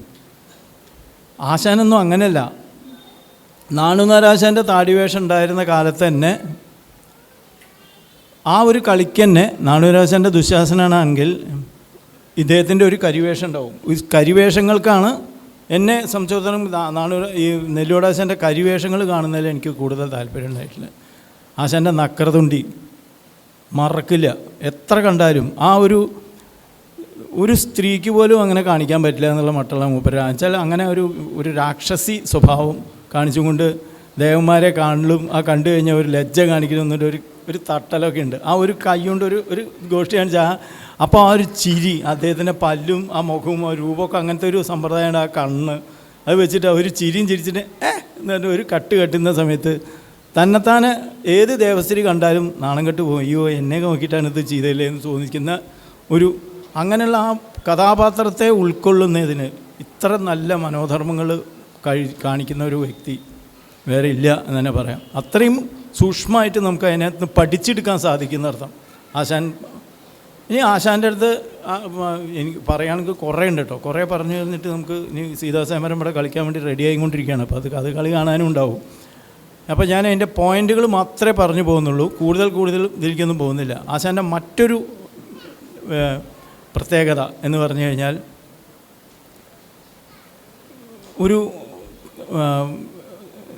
എന്താ പറയുക, ഒരു ആശാൻ്റെ ഒപ്പമുള്ള തലമുറക്കാരോടാണോ അല്ലെങ്കിൽ ഒരു ചെറിയ വേഷക്കാരനാണോ ഒരു പഠിക്കുന്ന വിദ്യാർത്ഥിയാണോ അവരുടെ കൂടെയാണോ വേഷം കെട്ടേണ്ടി വരിക വെച്ചാലും ആശാന് ഒരു വിഷമവുമില്ല. കാരണം അതിൻ്റെ ഒരു ചെറിയ അനുഭവം ഇവിടെ തന്നെ പറയാം. ഭാണ്ടൂപ്പിൽ ശോഭാനത്തിൻ്റെ കഥകളിക്ക് ഒരു തവണ വരുന്നുണ്ടായിട്ടുണ്ട്. മേനോൻ സാറിനൊക്കെ അറിയാം. അന്ന് ഭഗവതത്തിൽ ഭഗൻ ആശാൻ്റെ നെല്ലൂടാശാൻ്റെ ഭഗനായിരുന്നു. അന്ന് ഭീമം കെട്ടിയത് കലാക്ഷേത്രം രഞ്ജീഷ് ആണ് ഭീമം കെട്ടിയത്. അപ്പോൾ മനസ്സിലാക്കാമല്ലോ എത്ര കണ്ട് ഉയരത്തിലാണ്, എത്ര കണ്ട് അതിന് ആശാന് ഒരു വിഷമം ഉണ്ടായില്ല. അപ്പോൾ ആ കുചേലൻ ഉണ്ടായി. ആ കുചേലൻ്റെ കൂടെ എനിക്ക് കൃഷ്ണൻ കെട്ടാനുള്ള അവസരം ഉണ്ടായി. ആ കഴിഞ്ഞപ്പോൾ തന്നെ എന്നോട് പറഞ്ഞു, ഗോപാലകൃഷ്ണ ഇപ്പോഴും അതൊക്കെ അങ്ങനെ തന്നെ കയ്യിൽ സൂക്ഷിക്കണല്ലോ, എനിക്ക് സമ്മതമായി എന്ന് പറഞ്ഞു. അതൊക്കെ എനിക്കൊരു വലിയൊരു അവാർഡ് തന്നെയാണ്. അപ്പോൾ ആശാന് വലിയ സന്തോഷമായി. അതൊക്കെ എനിക്ക് അങ്ങനെയുള്ള ഒരു കലാകാരനെ എന്തൊക്കെടാ നീ ചെയ്യേ ഇങ്ങനെയൊക്കെ ആണോ ചെയ്യേണ്ടത്, അങ്ങനെയൊന്നും അല്ല എന്നർത്ഥം. ആശാനെ അതിനെ പ്രൊമോട്ട് ചെയ്യുന്നതിന് ഒരു പരിധിയൊന്നുമില്ല. അത് നല്ല രീതിയിൽ തന്നെ പറഞ്ഞ് മനസ്സിലാക്കും. ഉപരി മറ്റൊന്ന്, അണിയറയിൽ വേഷം കെട്ടുന്ന സമയത്ത് ആശാൻ കുറ്റിച്ചാമരം വയ്ക്കുകയാണ് കേട്ടോ. കുറ്റിച്ചാമരം എന്ന ഒരു അപ്പം തന്നെ അറിയാമല്ലോ, ഒരു ചോന്നാടിൻ്റെ സങ്കല്പത്തിൽ നമുക്കറിയാം. ആ ഉടുത്തിട്ടൊക്കെ കഴിഞ്ഞ് വന്നിരുന്നിട്ട് ആശാനൊരു കുറ്റിച്ചാമരം വയ്ക്കാൻ ഒരു സ്റ്റൂളൊന്നും കിട്ടിയില്ല അവിടെ, ഒരു സ്റ്റൂളൊന്നുമില്ല. അപ്പോൾ ഉടനടി പഴയ സമ്പ്രദായത്തിൽ തന്നെ ആശാൻ ആ പായലങ്ങോട്ട് ഇരുന്നു ഈ ഉടുത്തോട്ടും വെച്ചും കൊണ്ട്. എന്നിട്ട് കാല് രണ്ടും ഇങ്ങനെ വെച്ചിട്ട് ആ കാലിൻ്റെ മുകളിൽ കണ്ണാടി വെച്ച് എന്നിട്ട് ഈ കുറ്റിച്ചാമരം തലക്കി വെച്ചു.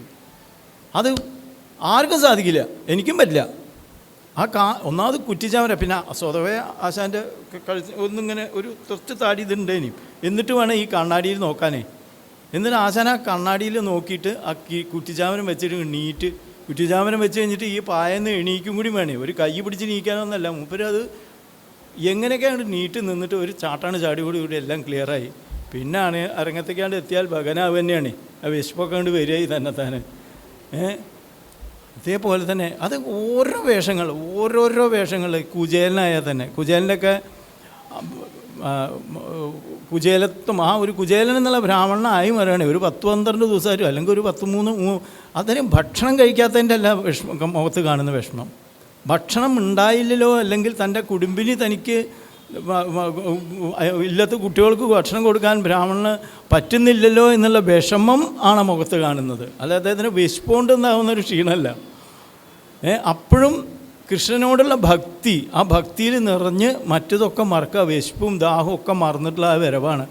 എന്താ അങ്ങോട്ട് അവിടെ ആ കൃഷ്ണൻ്റെ അലമലം ബഹു വാച എന്നുള്ള ഒരു രംഗത്ത് ഈ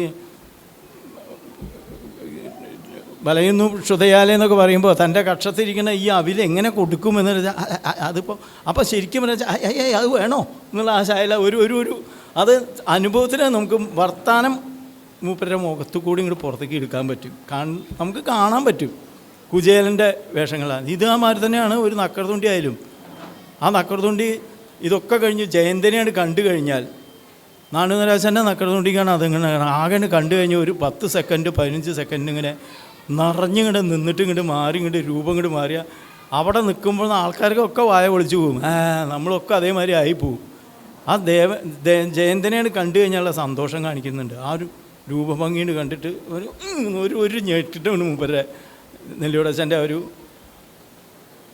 അങ്ങനെ കരിവേഷമായാലും താടിവേഷമായാലും കുചേലനായാലും ആശാൻ ഓരോരോ വേഷങ്ങൾക്കും അതിൻ്റേതായിട്ടുള്ള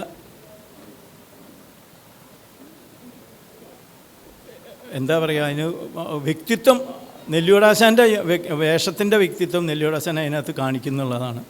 മറ്റ് കലാകാരന്മാരെ ഞാൻ താരതമ്യപ്പെടുത്തുന്നില്ല, കാരണം ഞാനൊരു കലാകാരനായി, എനിക്കും എല്ലാതിൻ്റേതായിട്ടുള്ള ഓരോരുത്തർക്കും ഓരോ വേഷങ്ങളുടെ സ്വാതന്ത്ര്യം ഉണ്ടാവും.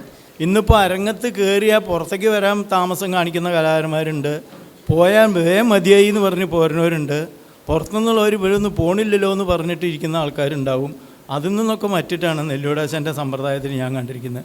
ആശാരി എന്നുള്ളൊരു കഥാപാത്രത്തെ ഇപ്പോൾ വാസ്തവം പറയണ്ടായി, ആശാരിമാർ പുതിയ പല ആശാരിമാരുണ്ട്, ഇപ്പോൾ കോൺട്രാക്ടർമാരൊക്കെ ഉണ്ട്. അപ്പോൾ അതുകൊണ്ടിപ്പോൾ ആശാരിമാർക്കൊരു കുറവൊന്നുമില്ല. പഴയ ആശാരിത്വം എന്താണെന്നുള്ളത് കാണണമെന്ന് വെച്ചാൽ നെല്ലിയോടാശാൻ്റെ ആശാരി കാണണമെന്ന് പറയും.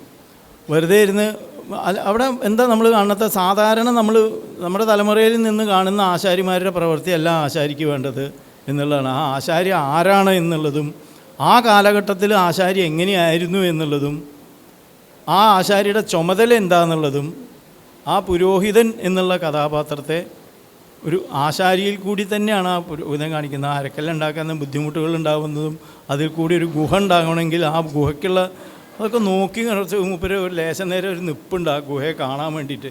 അപ്പോൾ സ്വതവേ ആ രൂപത്തിൽ തന്നെ ഉണ്ട് ഒരു ഭാവം. ആ ആശാനെ ഏത് വേഷം കെട്ടിയാലും നെല്ലിയോടാശൻ തന്നെയാണ്. അത് കരിയായാലും കത്തിയാലും സ്ട്രക്ചർ, ആ ബോഡി സ്ട്രക്ചർ അതേമാതിരി തന്നെ നിൽക്കുന്നുണ്ടാവും. അതിൽ ആ വളഞ്ഞു കുത്തിക്കൊണ്ട് ആ ഒരു ഗുഹ നോക്കുമ്പോൾ നമ്മുടെ മുമ്പ് കൂടെ തന്നെ ആ ഒരു വലിയൊരു ഗുഹ കയറി പോകാനുള്ള ആ ഗുഹയെ നമുക്ക് മുമ്പിലേക്ക് കാണിച്ചു തരുന്ന ഒരു സമ്പ്രദായം ആശാൻ്റെ അനുഭവത്തിൽ കൂടി, ആശാൻ്റെ മുദ്രകൾ കൂടിയൊക്കെ ഉണ്ട്. ഇനി അനവധി പറയാനുണ്ട്. എന്നിരുന്നാൽ കൂടി എല്ലാവർക്കും ഇതിങ്ങനെ കേട്ടിരിക്കുന്നതിൽ സന്തോഷം ഉണ്ടാവും തോന്നുന്നില്ല. എന്നാലും കഥകളിക്ക് നഷ്ടപ്പെട്ട ആചാര്യന്മാരിൽ ഒരാൾ തന്നെയാണ്. ആരക്കാരും പോകേണ്ടി വരുമല്ലോ എല്ലാവർക്കും. അങ്ങനെ നെല്ലിയോടാശാനോട് ആശാൻ ഇപ്പോഴും ചിരിച്ചവിടെ ഇങ്ങനെ നമ്മുടെ മുഖത്തോക്കി ചിരിച്ചിരിക്കുന്ന ഈ സ്വഭാവം തന്നെ ആശാൻ്റെ ഏത് രീതിയിലും അരങ്ങത്ത് കയറിയെന്ന് വെച്ചാൽ ഭാവവ്യത്യാസം ഉണ്ടാച്ചാൽ തന്നെ പുറത്തേക്ക് വന്നു കഴിഞ്ഞാൽ എൻ്റെ ഞാൻ കലാമണ്ഡലത്തിൽ പോയിട്ട് ഇപ്പോൾ കലാമണ്ഡലം യൂണിവേഴ്സിറ്റി ആക്കിയ സമയത്ത് ഞാൻ MA ചെയ്യാൻ വേണ്ടി 2 വർഷം MA ചെയ്യാൻ വേണ്ടി പോയി. ആ MAക്ക് ലാസ്റ്റിലത്തെ 2 ഇതുള്ളത്, ഒന്ന് കൊറിയോഗ്രാഫി എന്നുള്ളതും എന്നൊന്ന് പ്രൊഡക്ഷൻ എന്നുള്ളത് ഞാൻ. അപ്പോൾ പ്രൊഡക്ഷൻ എന്നുള്ളത് ഞാൻ AK നാരായണൻ എഴുതിയുള്ള സത്യവാൻ സാവിത്രി എന്നുള്ളത് ചെയ്തു. കൊറിയോഗ്രാഫി എന്നുള്ളത് ഞാൻ തന്നെ സ്വന്തം ചെയ്യണം. അപ്പോൾ ഒരു സബ്ജക്റ്റ് ഉണ്ടാക്കി 1 മണിക്കൂറിലധികം അതിനെ വലിപ്പാക്കി അതിന് ചെയ്യണം. എന്ത് ഞാൻ ചെയ്യണം എന്നറിയാതെ ഞാൻ MBS ആശാനോട് ചോദിച്ചു, ആശാൻ എന്താ ഒരു ഇങ്ങനെ. അപ്പോൾ ആശാൻ ഒരു ഐഡിയ പറഞ്ഞു. പക്ഷേ ആശാൻ ആ പാനലിൽ ഉണ്ടായതുകൊണ്ട് ആശാൻ എന്നോട് പറഞ്ഞു, എനിക്ക് നിനക്ക് ഉപദേശിച്ച് തരാൻ പറ്റില്ല, സജഷൻ തരാൻ പറ്റില്ല. കാരണം അത് ഇതാണല്ലോ കലാമണ്ഡലത്തിൻ്റെ ഇതിലിരിക്കുന്ന ഒരാളാണ്, അദ്ദേഹത്തിന് അത് ചെയ്യാൻ പറ്റില്ല. അപ്പോൾ എന്നോട് പറഞ്ഞു, നെല്ലിയോടാശാനായിട്ടൊന്ന് സംസാരിച്ച് നോക്കൂ ഗോപാലകൃഷ്ണ, എന്തായാലും ഐഡിയ കിട്ടുമെന്ന് പറഞ്ഞു. ഞാൻ നെല്ലിയോടാശാനെ വിളിച്ചു. ഫോണ് എന്തിനാ വിളിച്ചതെന്നുള്ളതും കൂടി ചോദിച്ചില്ല. എന്താ കാര്യം എന്ന് പറയലും ഞാൻ ഈ MAയുടെ അതിന് ഗോപാലകൃഷ്ണൻ ഇത് ചെയ്താൽ മതി, ഒട്ടനടി ഒരു ശ്ലോകമാണ് പറയുകയാണ്. അപ്പം അദ്ദേഹത്തിൻ്റെ ജ്ഞാനത്തെക്കുറിച്ച്, ആ ഒരു ബുദ്ധി, ആ വിവരം, ആ ശ്ലോകം മുഴുവനും ഒറ്റയടിക്കാണ് പറഞ്ഞു. ഒരു ശ്ലോകം 4 വരി ശ്ലോകമാണ്, 8 വരി ശ്ലോകമാണ്. അതിലൊരു 4 വരിയായിട്ട് 2 വരികളായിട്ട് എടുത്തു. രാവണൻ്റെ 10 മുഖങ്ങളിൽ കൂടി വരുന്ന 10 ഭാവങ്ങളെ കാണിച്ചുകൊണ്ട്, നവരസം എന്നുള്ള ഇതിലാണ് കാണിക്കുന്നത്, അതിലുപരിയായിട്ടൊരു ഭാവം കൂടി കാണിക്കാമെന്നുള്ള രീതിയിൽ ഒരു ശ്ലോകമാണ് യുദ്ധത്തിന് കഴിഞ്ഞു വന്നത്. ഞാൻ ഇപ്പോൾ പറയാൻ നിൽക്കുന്നില്ല, പറഞ്ഞാൽ 1 മണിക്കൂർ അതിൽ പോകും. പക്ഷേ ആ ശ്ലോകം എൻ്റെ തന്നപ്പോൾ ആശാൻ എന്നോട് പറഞ്ഞത് തന്നെ, ഗോപാലകൃഷ്ണൻ ഇതിനിപ്പോൾ ഞാൻ ഫോണിൽ കൂടെയാണ് ഈ സംസാരിക്കുന്നത്, ഈ ശ്ലോകം ഗോപാലകൃഷ്ണൻ ഞാൻ തന്നു, ഈ ശ്ലോകം കൊണ്ട് ഗോപാലകൃഷ്ണൻ ചെയ്യേണ്ട കാര്യം ഒന്നേ ഉള്ളൂ, ഈശ്വരനുണ്ണിയെ പോയി കാണാൻ പറഞ്ഞു. ചാക്യാർ നമ്മുടെ സാക്ഷാൽ മിഴാവ് വിദ്വാൻ ഈശ്വരനുണ്ണിയെ പോയി കണ്ട് ഈ ശ്ലോകം കൊടുത്തു കഴിഞ്ഞാൽ അദ്ദേഹം അത് രൂപാക്കി തരുമെന്ന് പറഞ്ഞു. ഇന്നലെ 2 ദിവസം മുമ്പ് ഞാൻ ഈ വിഷയം ഇവിടെ സംസാരിക്കണമെന്നുള്ള രീതിയിൽ ഞാൻ ഈശ്വരനുണ്ണിയോട് വിളിച്ചു വെച്ചു. അന്ന് അത് ഞാൻ അവതരിപ്പിക്കുകയും ചെയ്തു, എല്ലാം കഴിഞ്ഞു. എൻ്റെ കയ്യിൽ നിന്ന് ആ പേപ്പേഴ്സൊക്കെ പോവുകയും ചെയ്തു. പോയി എന്ന് പറയാൻ പറ്റില്ല, ഇവിടെ ഇരിക്കുന്നുണ്ടാവും ചിലപ്പോൾ ആര്യപ്രേമൽ. ഇപ്പം ഞാൻ നാട്ടിലായതുകൊണ്ട് എൻ്റെ കയ്യിൽ അതൊന്നുമില്ല. ഞാനത് ഈശ്വരനുണ്ണിയെ വിളിച്ചു, ഇങ്ങനെ പറഞ്ഞു, ഒരു സംഭവം പറഞ്ഞപ്പോൾ തന്നെ ഈശ്വരനുണ്ണി അന്ന് നെല്ലിയോടാശാൻ പറഞ്ഞു ആ ശ്ലോകം എന്തല്ലേ പറഞ്ഞു. മൂപ്പര് പറഞ്ഞ ആശ്ചര്യം എന്നും പറഞ്ഞു മൂപ്പര് ആ ശ്ലോകം പറയൽ തുടങ്ങി. ഒട്ടനടി എനിക്ക് ആ ശ്ലോകം അയച്ചുതരും ചെയ്തു. പക്ഷേ ഈ ശ്ലോകം കയ്യിൽ കിട്ടിയാൽ മാത്രം പോരല്ലോ, അതിനെ ഒരു രൂപപ്പെടുത്തി തന്ന 2 പേരെയും, ഈശ്വരനുണ്ണിനും എനിക്ക് സ്മരിക്കാണ്ട്, നെല്ലിയോടാശാനെയും സ്മരിക്കാണ്ട്. നല്ല രീതിയിലത്തെ ഇപ്പോൾ എൻ്റെ മനസ്സിനകത്ത് അത് കഴിഞ്ഞപ്പോൾ അതിനൊരു തവണ അത് സ്റ്റേജിൽ അവതരിപ്പിക്കണം എന്നുള്ള, ഒരു രാവണനെ കെട്ടണം, സ്വന്തമായിട്ട് ഒരു ഉത്ഭവം രാവണന്മാർ ചെയ്യാൻ പറ്റുന്ന ഒരു കഥാപാത്രത്തിൻ്റെ ഒരു ശ്ലോകം കൊണ്ട് ചെയ്യാന്നുള്ള, വേറെ ഒന്നുമില്ല അതിനകത്ത്. അങ്ങനെ ചെയ്യാമെന്നുള്ള മനസ്സും കൂടി തോന്നിയിട്ടുണ്ട്. നെല്ലിയോടാശാനായിരിക്കും അതിന് ഒരു പക്ഷേ ആശാൻ്റെ ഈ ഒരു ഇതിനു വേണ്ടി എന്നെ ക്ഷണിച്ചതും ആശാൻ്റെ ഒരു എന്നോടുള്ളൊരു സ്മരണയായിരിക്കും. അല്ലെങ്കിൽ ആശാൻ മനസ്സിൽ വിചാരിച്ച് കാണും ഗോപാലകൃഷ്ണൻ ഇങ്ങോട്ട് വിളിക്കണം എന്നുള്ളത്. ബോംബെയിൽ കഥകളിക്ക് വേണ്ടി ഞാൻ കഷ്ടപ്പെട്ടിട്ടുണ്ട്, ഇല്ല എന്ന് പറയാൻ പറ്റില്ല. അതിനുള്ള ഗുണങ്ങളും എനിക്ക് കിട്ടിയിട്ടുണ്ട്. ആ ഒരു പാരമ്പര്യമാണ് ഇപ്പോൾ അത് അടുത്ത് വരാൻ പോകുന്ന പ്രോഗ്രാം നിങ്ങൾ കാണാൻ പോകുന്നത്. ഞാൻ പഠിച്ച വിദ്യാർത്ഥികൾ തന്നെ അവർ സ്റ്റേജിൽ സീതാസേമനം സ്വയം അവതരിപ്പിക്കണു. അങ്ങനെ വരുമ്പോൾ എനിക്കൊരു ഭയങ്കര സന്തോഷമല്ലേ. ഇന്നിപ്പോൾ എനിക്കിവിടെ നിൽക്കാൻ പറ്റിയതൊക്കെ എൻ്റെ മാത്രമല്ല. ഞാൻ മോനോട് പറയുമ്പോൾ മോനെ അതിലും പകുതി ഭാഗം ഗോപാലകൃഷ്ണനുണ്ട്, ശരി തന്നെയാണ്, അല്ലാന്നല്ല. ഞാൻ പല വേഷങ്ങളായിട്ട് ഇവിടെ വന്നിട്ടുണ്ട്, മിമിക്രി ആയിട്ടും ഇവിടെ വന്നിട്ടുണ്ട്, കാര്യങ്ങൾ പറയാനും വന്നിട്ടുണ്ട്. അപ്പോൾ ഇങ്ങനെ ഒരു അവസരം തന്നതിലും ബാക്കി എല്ലാ സംഭവങ്ങളിലും ഒരു അവാർഡും എനിക്ക് ഇവിടെ വന്നിട്ട് കിട്ടി. ഛത്രപതി ശിവാജി അച്ചീവ്മെൻ്റ് അവാർഡ് എനിക്ക് കൊല്ലത്ത് കിട്ടി, അതും നല്ലൊരു കാര്യമാണ്. അപ്പോൾ തമാശയ്ക്ക് കൂടി പറയാം, ചവാൻ എന്നുള്ള സിനിമ ഇറങ്ങിയതും ഇപ്പം തന്നെയാണ്. അപ്പോൾ എല്ലാം കൂടി ഒരു യോജിച്ചു, സന്തോഷം. അത് ആ സിനിമയും പോയി കണ്ടു കേട്ടോ, എല്ലാവരും കണ്ടോളൂ. Thank you very much.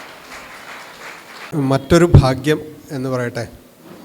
അതായത് നെല്ലിയോടാശാനെ കുറിച്ചിട്ടുള്ള ഒരു അനുസ്മരണം വന്നപ്പോൾ അത് അനുഭവത്തിലുള്ള നേരിട്ടുള്ള പഠിക്കാൻ കഴിഞ്ഞ താരാവർമ്മയെ നമുക്ക് കിട്ടിയെന്നുള്ളത് നമുക്ക് അല്ലെങ്കിൽ ഇപ്പോൾ നമ്മളൊക്കെ കണ്ട വേഷങ്ങൾ അല്ലെങ്കിൽ അദ്ദേഹത്തിൻ്റെ വേഷങ്ങളെ കണ്ട് നമ്മളുടെ അഭിപ്രായങ്ങൾ പറയുന്നതിനേക്കാൾ എങ്ങനെ ഒരു അധ്യാപകൻ എന്നുള്ള ആ ഇതിലേക്ക് ഇപ്പോൾ താരാവർമ്മയുടെ വേഷങ്ങൾ നമ്മൾ കാണുന്നതാണ്. അതിലേക്ക് പട നയിക്കാൻ ഒരു വ്യക്തിത്വം നെല്ലിയോടിനുണ്ട് എന്നുള്ളതുകൊണ്ട് ആ ഒരു അനുഭവം പറയണമെന്ന് ഞങ്ങൾ അഭ്യർത്ഥിച്ചു. താരാവർമ്മ അത് വളരെ സന്തോഷപൂർവ്വം ഏറ്റെടുത്തു. താരാവർമ്മയെ അത് പറയാനായിട്ട് ക്ഷണിച്ചുകൊള്ളുന്നു. എൻ്റെ സ്നേഹ നമസ്കാരം. നമ്മുടെ എല്ലാം പ്രിയപ്പെട്ട വളരെ വളരെ സാത്വികനായ നെല്ലിയോടാശാൻ്റെ ഒരുപാട് ഓർമ്മകൾക്കും എൻ്റെ സ്നേഹം നിറഞ്ഞ പ്രണാമം. വാസുവേട്ടൻ എന്നെ ഒരു ദിവസം വിളിച്ചു പറഞ്ഞു, ഇങ്ങനെ നെല്ലിയോടാശാൻ്റെ അനുസ്മരണമുണ്ട്, താര ശിഷ്യയല്ലേ. തീർച്ചയായിട്ടും എനിക്ക് ഒരുപാട് സന്തോഷം തോന്നി. പക്ഷേ ഞാനൊരു നല്ല പ്രാസംഗികയൊന്നും അല്ല, എനിക്ക് പ്രസംഗിക്കാൻ അറിയാനും വയ്യ എന്ന് ഞാൻ വാസുവേട്ടനോട് പറഞ്ഞു. അപ്പം അത് സാരമില്ല, എന്നോടിപ്പോൾ പറയുന്ന മാതിരി തന്നെ താര പറഞ്ഞാൽ മതി എന്നാണ് പറഞ്ഞത്. അതുകൊണ്ട് എൻ്റെ തെറ്റുകുറ്റങ്ങളെല്ലാവരും സഹിക്കുക, ക്ഷമിക്കുക. പിന്നെ എനിക്കിങ്ങനെ ഒരു അവസരം തന്നതിന് യോഗക്ഷേമ സഭയുടെ എല്ലാ സംഘാടകർക്കും ഇത് കേൾക്കുന്ന എല്ലാവർക്കും എൻ്റെ ഒരുപാട് സ്നേഹം. ആശാൻ എന്ന് പറഞ്ഞാൽ ഇത്രയും സാത്വികനായിട്ട് ഒരു ആശാനാണ്. സ്റ്റേജിൽ ഇത്രയും വലിയ 2 എക്സ്ട്രീമാണ് ആശാൻ്റെ സ്വഭാവവും ആശാൻ്റെ വേഷം. ഒന്ന് അതിഭയങ്കര സാത്വികൻ, മറ്റേതിങ്ങനെ വളരെ എക്സ്ട്രീം ചുമന്ന താടി വേഷം. നമുക്കൊക്കെ തന്നെ കണ്ടാൽ പേടിയാവും ആശാനെ. അങ്ങനെ ഞാൻ എൻ്റെ 10ാം വയസ്സിലാണ്, 5ാം ക്ലാസ്സിൽ പഠിക്കുമ്പോഴാണ് ആശാൻ്റെ അടുത്ത് കഥകളി പഠിത്തം. ദക്ഷിണ വെച്ച കഥകളിയുടെ ആദ്യ പാഠം പഠിച്ചു തുടങ്ങിയത് ആശാൻ്റെ അടുത്താണ്. പഠിത്തം കുറച്ചു കാലമൊക്കെ ആശാൻ്റെ അടുത്തുണ്ടായിട്ടുള്ളൂ. പക്ഷേ എനിക്ക് ഒരു ഓർമ്മ, ആശാൻ ഇപ്പം എൻ്റെ സ്ഥലം പൂഞ്ഞാറാണ്, ഒരു വളരെ ചെറിയൊരു കുഗ്രാമം. അവിടെ വലിയ കലാകാരന്മാരൊന്നും അപ്പോഴും ഇല്ല ഇപ്പോഴും ഇല്ല, അത്രയ്ക്കുള്ളൊരു പ്രദേശമാണ്. അപ്പോൾ ആശാന്മാരൊക്കെ അവിടെ വരിക, പഠിപ്പിക്കുക, അങ്ങനെയാണ്. അപ്പോൾ ഈ നെല്ലിയോടാശാൻ ആ പ്രദേശത്ത് ഒക്കെ എവിടെയെങ്കിലും കഥകളി ഉണ്ടെങ്കിൽ, പൂഞ്ഞാറ്റിൽ എൻ്റെ കസിനെ കല്യാണം കഴിച്ച മിത്രൻ നമ്പൂരിപ്പാട് തൃപ്പൂണിത്തറയിൽ, മിത്രൻ ചേട്ടനെ അറിയുന്ന ആരെങ്കിലുമൊക്കെ ഉണ്ടാവും ഇവിടെ. അപ്പോൾ മിത്രൻ ചേട്ടനെ അന്ന് നമ്മൾ ഡാൻസ് ചേട്ടൻ എന്നാണ് പറഞ്ഞുകൊണ്ടിരുന്നത്. ഡാൻസൊക്കെ അറിയാം, എല്ലാ സകല കലാവല്ലഭനാണ് അദ്ദേഹം. മിത്രൻ ചേട്ടൻ്റെ അടുത്ത് ഡാൻസുമായി ബന്ധപ്പെട്ട് അത് പഠിക്കാനോ അല്ലെങ്കിൽ അത് ഡിസ്കസ് ചെയ്യാനോ വേണ്ടി നെല്ലിയോടാശാൻ അവിടെ വരാറുണ്ടായിരുന്നു. അപ്പോഴാണ് മിത്രൻ ചേട്ടൻ വെച്ചെന്നാൽ ഇവിടെ കുട്ടികളുണ്ട്, അവരെ പഠിപ്പിക്കാൻ എന്ന് പറഞ്ഞ് അങ്ങനെ നമ്മൾ മിത്രൻ ചേട്ടൻ്റെ കുട്ടികളും അങ്ങനെ ഞാനും നമ്മളൊരു 5 കുട്ടികൾ ആശാൻ്റെ അടുത്ത് കഥകളി പഠിക്കാൻ തുടങ്ങി. ആശാൻ എനിക്ക് ഒരു ഓർമ്മ, സാരസനേത്രയാണ് ആശാൻ ആദ്യം പഠിപ്പിച്ച്. അത് പഠിപ്പിക്കുമ്പോൾ എപ്പോഴും ഞാൻ ആശാൻ്റെ മുഖത്തേക്ക് നോക്കും. അത് കാരണം ആശാൻ എന്നെ ചൊല്ലി അടിക്കുമ്പോൾ മാത്രം തിരിഞ്ഞു നിൽക്കാൻ പറയും. തിരിഞ്ഞു നിർത്തിയാണ് ആശാൻ എന്നെ ചൊല്ലി അടിപ്പിക്കുന്നത്. അത് കഴിഞ്ഞാൽ ആശാൻ പോയി കഴിഞ്ഞാലും അങ്ങനെ റെഗുലർ ക്ലാസ്സൊന്നുമില്ല. ആശാൻ അവിടെ ഏതെങ്കിലും ചുറ്റുവട്ടത്ത് കളിയുണ്ടെങ്കിൽ ആശാൻ വരും, നമ്മളെ കുറച്ച് നേരം പഠിപ്പിക്കും, പോവും. പക്ഷെ ആശാൻ പോയി കഴിഞ്ഞാലും വളരെ റെഗുലറായിട്ട് നമ്മൾ ചുഴിപ്പ്, കാല് സാധകം, നെയ്യൊഴിച്ച് കണ്ണ് സാധകം, ഇതൊക്കെ വളരെ റെഗുലറായിട്ട് നമ്മളൊക്കെ നല്ല സ്റ്റുഡൻസ് ആയിരുന്നു. ആശാൻ ഇല്ലെങ്കിലും എല്ലാം കറക്റ്റായിട്ട് ചെയ്ത് അങ്ങനെ. പിന്നെ എനിക്ക് കൂടുതൽ അനുഭവം കുറേ വലുതായി കഴിഞ്ഞ് ആശാൻ്റെ ഒപ്പം അരങ്ങത്ത്. പക്ഷെ എപ്പോഴും ആശാൻ്റെ അടുത്ത് ആ ഒരു ആത്മബന്ധം ആശാൻ്റെ അവസാന കാലം വരെ ഉണ്ടായിട്ടുണ്ടായിരുന്നു. പിന്നെ ഒരിക്കലും തിരുവനന്തപുരത്ത് കുറേ വലുതായി ഞാൻ 2ാമത് ഗർഭമായിട്ടിരിക്കുന്ന സമയത്താണ്, 4 മാസം ഗർഭമായിട്ടിരിക്കുമ്പം അവിടെ കാർത്തിരുന്നാൾ തിയേറ്ററിൽ കല്യാണ സ്വാതന്ത്ര്യത്തിൽ ഭീമൻ. അപ്പോൾ കുറച്ച് കാലം ഒരു ഗ്യാപ്പ് കഴിഞ്ഞ് എനിക്ക് കളിക്കാൻ കിട്ടിയ ആ ഒരു ആവേശമായിരുന്നു. വിവരക്കേടാണ് ആയിരിക്കാം, ആരോടും പറഞ്ഞില്ല ഇങ്ങനെ ഒരു അവസരം കിട്ടിയത്. കാരണം പറഞ്ഞാൽ ആരും സമ്മതിക്കുകയല്ല കളിക്കാൻ. എങ്കിലും അന്നൊക്കെ ജീവിതത്തിനൊക്കെ കൂടുതൽ കഥകളിയായിരുന്നു മുമ്പിൽ. കഥകളിയാണ് ജീവിതം, അത് കഴിഞ്ഞിട്ടേ ഉള്ളൂ ബാക്കിയുള്ള ജീവിതം. അങ്ങനെ ആ ഒരു കാലം.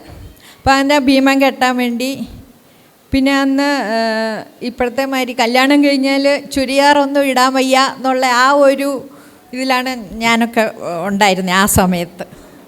അപ്പോൾ ആശാനാണ് വേഷം തേക്കാൻ ഇരിക്കുമ്പം ആശാൻ എൻ്റെ അടുത്ത് ചോദിച്ചു, താരേ എന്തോ ഒരു പന്തികേട് തോന്നുന്നുണ്ടല്ലോ. അപ്പം ഞാൻ പറഞ്ഞു, ആശാൻ പന്തികേടാണ് എന്ന് പറഞ്ഞു. അതെല്ലാം കഴിഞ്ഞ് ഉടുത്ത് കെട്ടാൻ നിൽക്കുമ്പം ഒരു പുരുഷവേഷത്തിന് എത്ര 62 64 കെട്ടുകൾ ഉണ്ട്. ഈ അത്ര മുഴുവൻ കെട്ടും ആശാൻ ഒപ്പം നിന്ന് ഉടുത്ത് കെട്ടിച്ച് എല്ലാം ആശാൻ തന്നെ.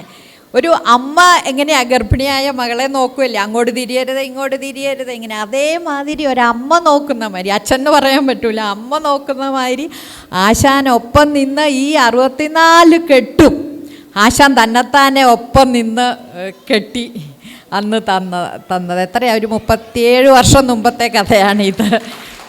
ആ മകന് 37 വയസ്സ് കഴിഞ്ഞു. അപ്പം അങ്ങനെ പിന്നെ അത് കഴിഞ്ഞ് പിന്നെ ഒരു ഇത് ആശാൻ്റെ ഒപ്പം കിരാതത്തിൽ കാട്ടാളൻ, ആശാൻ്റെ കാട്ടാളൻ, എൻ്റെ കലാമണ്ഡലം ഷൺമുഖൻ്റെ അർജുനൻ, എൻ്റെ കാട്ടാള സ്ത്രീ. അപ്പോൾ ഈ ഇടയ്ക്കൊക്കെ ഇങ്ങനെ നാട്ടിൽ ചെല്ലുമ്പോഴാണ് ആശാൻ്റെ ഒപ്പം വേഷം കെട്ടാൻ ഒരവസരം കിട്ടുന്നത്. അപ്പോൾ അതിന് മുമ്പ് ആശാൻ ആട്ടമൊക്കെ പറഞ്ഞു തരും അരങ്ങത്ത് കയറുന്നതിന് മുമ്പ്. അന്ന് ആശാൻ പറഞ്ഞു, അർജുനൻ ബോധം കെട്ട് വീഴും. അപ്പോൾ കാട്ടാളൻ പറയും കാട്ടാളശ്രീയോട്, പോയി വെള്ളം എടുത്തുകൊണ്ട് വരാൻ എന്ന് പറയും. അപ്പോൾ കാട്ടാളശ്രീ വെള്ളം എടുക്കാൻ പോവും. ആ സമയത്ത് ഗംഗ അഴിച്ചുവിട്ട് ആ വെള്ളം അർജുനൻ്റെ മുഖത്ത് തളിക്കും. അപ്പോൾ അത് കണ്ടുകൊണ്ടാണ് കാട്ടാളശ്രീ തിരിച്ചു വരുന്നത്. അപ്പോൾ ആ ദേഷ്യത്തിൽ ഈ കുടവും വെള്ളവും കൂടെ കാട്ടാളൻ്റെ മുഖത്തേക്ക് വലിച്ചെറിയണം. അയ്യോ, അപ്പം ഞാൻ ആശാൻ പറഞ്ഞു, ആശാൻ പാർവതി അത്രയും തരം താഴുമോ? അതായത് നമുക്കത് ആശാനോട് ചോദിക്കാനുള്ള സ്വാതന്ത്ര്യം ഉണ്ടായിരുന്നു എന്നർത്ഥം ആശാന്മാരുടെ അടുത്ത്. അത് അപ്പോൾ ആശാൻ പറഞ്ഞു, ഒക്കെ ആവാ, ഇപ്പം അങ്ങനെയൊക്കെയാണ് കളിക്കുന്നത് എന്ന് പറഞ്ഞു. പക്ഷേ എന്തോ എനിക്ക് ആശാൻ്റെ മുഖത്തേക്ക് ഈ കുടം വലിച്ചെറിയാനൊന്നും എനിക്ക് തോന്നിയില്ല. ഞാൻ ദേഷ്യപ്പെട്ട് അവിടെ തന്നെ ആ കുടം ഇട്ടതായിട്ട് കാണിച്ചു. അതുപോലെ ആശാൻ്റെ ശൃംഗാരം, ഇപ്പം ആശാൻ പറഞ്ഞ മാതിരി ആശാൻ്റെ ശൃംഗാരം, ഇത്രയും വയസ്സായ ആശാൻ്റെ ശൃംഗാരം കാണുമ്പോൾ നമ്മളറിയാണ്ട് നമുക്ക് തന്നെ ശൃംഗാരം നാണമൊക്കെ വരും. അയ്യോ, ഈ ആശാൻ ഇങ്ങനെ കളിക്കുന്നല്ലോ എന്നുള്ള ആ ഒരു അനുഭവം. അതുപോലെ കുനിഞ്ഞ് കിരീടം നിലത്ത് മുട്ടിക്കുകയാണ് ഓരോ ചില നൃത്തങ്ങളൊക്കെ ചെയ്യുമ്പം. നമുക്ക് പോലും അതിൻ്റെ അടുത്തൊന്നും എത്താൻ പറ്റില്ലെങ്കിലും വളരെ ഒരു വിഷമവും ഇല്ല ആശാൻ്റെ ഒപ്പം കളിക്കാൻ. പിന്നെ ഒരിക്കൽ കുചേലവൃത്തത്തിൽ കൃഷ്ണൻ കെട്ടാനുള്ള ഭാഗ്യമുണ്ട്. ആശാൻ ആ വർഷം ഓഗസ്റ്റിൽ മരിച്ചു, ആ ജാനുവരിയിലും പൂഞ്ഞാറ്റിലെ അമ്പലത്തിൽ. അന്ന് ആശാൻ അരങ്ങത്ത് കയറുന്നതിന് മുമ്പ് പറഞ്ഞു, ആശാൻ ഈ പൂജാതി ഇതിലൊക്കെ ഭയങ്കര നിഷ്കർഷയാണ്. ഇപ്പോൾ ഉള്ളവർക്കൊന്നും പൂജ അറിയാൻ വയ്യ എന്നൊക്കെ പറഞ്ഞ് ആശാൻ പിടിച്ചിരുത്തി പറഞ്ഞു പഠിപ്പിച്ചു. 3 വെള്ളം, 3 പൂവ്, 3 ചന്ദനം, അതാ ഒരു ഇതിൽ വരണം. അതിപ്പോൾ എനിക്കറിയാൻ വയ്യ. ആദ്യത്തെ പ്രാവശ്യം ശരി കാല് കഴിച്ചപ്പോൾ ഓക്കെ ആയി.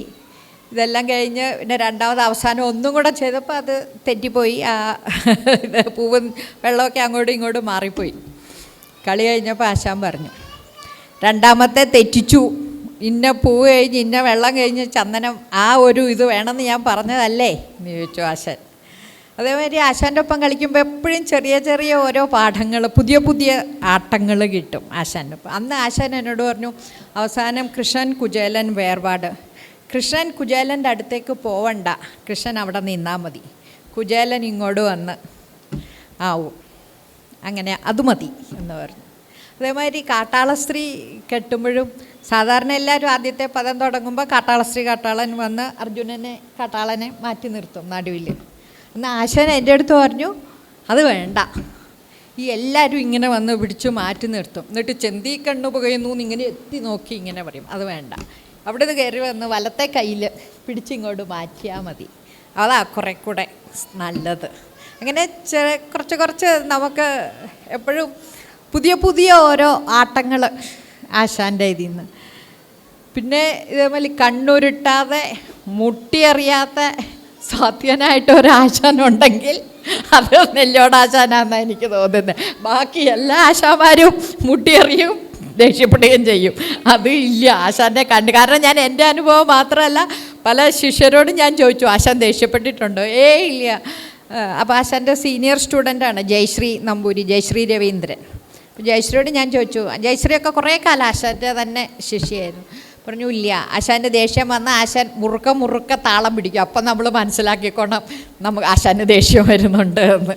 അതാണ് അങ്ങനെ ഒരുപാട്. അതുപോലെ അന്ന് കുചേലവൃത്തം കൃഷ്ണനെല്ലാം കഴിഞ്ഞ് ആശാൻ പറഞ്ഞു, ആശാൻ്റെ കഥയുണ്ടായിരുന്നു ശ്രീകൃഷ്ണലീല. താരെ ശ്രീകൃഷ്ണൻ കെട്ടണം താര അതിൽ.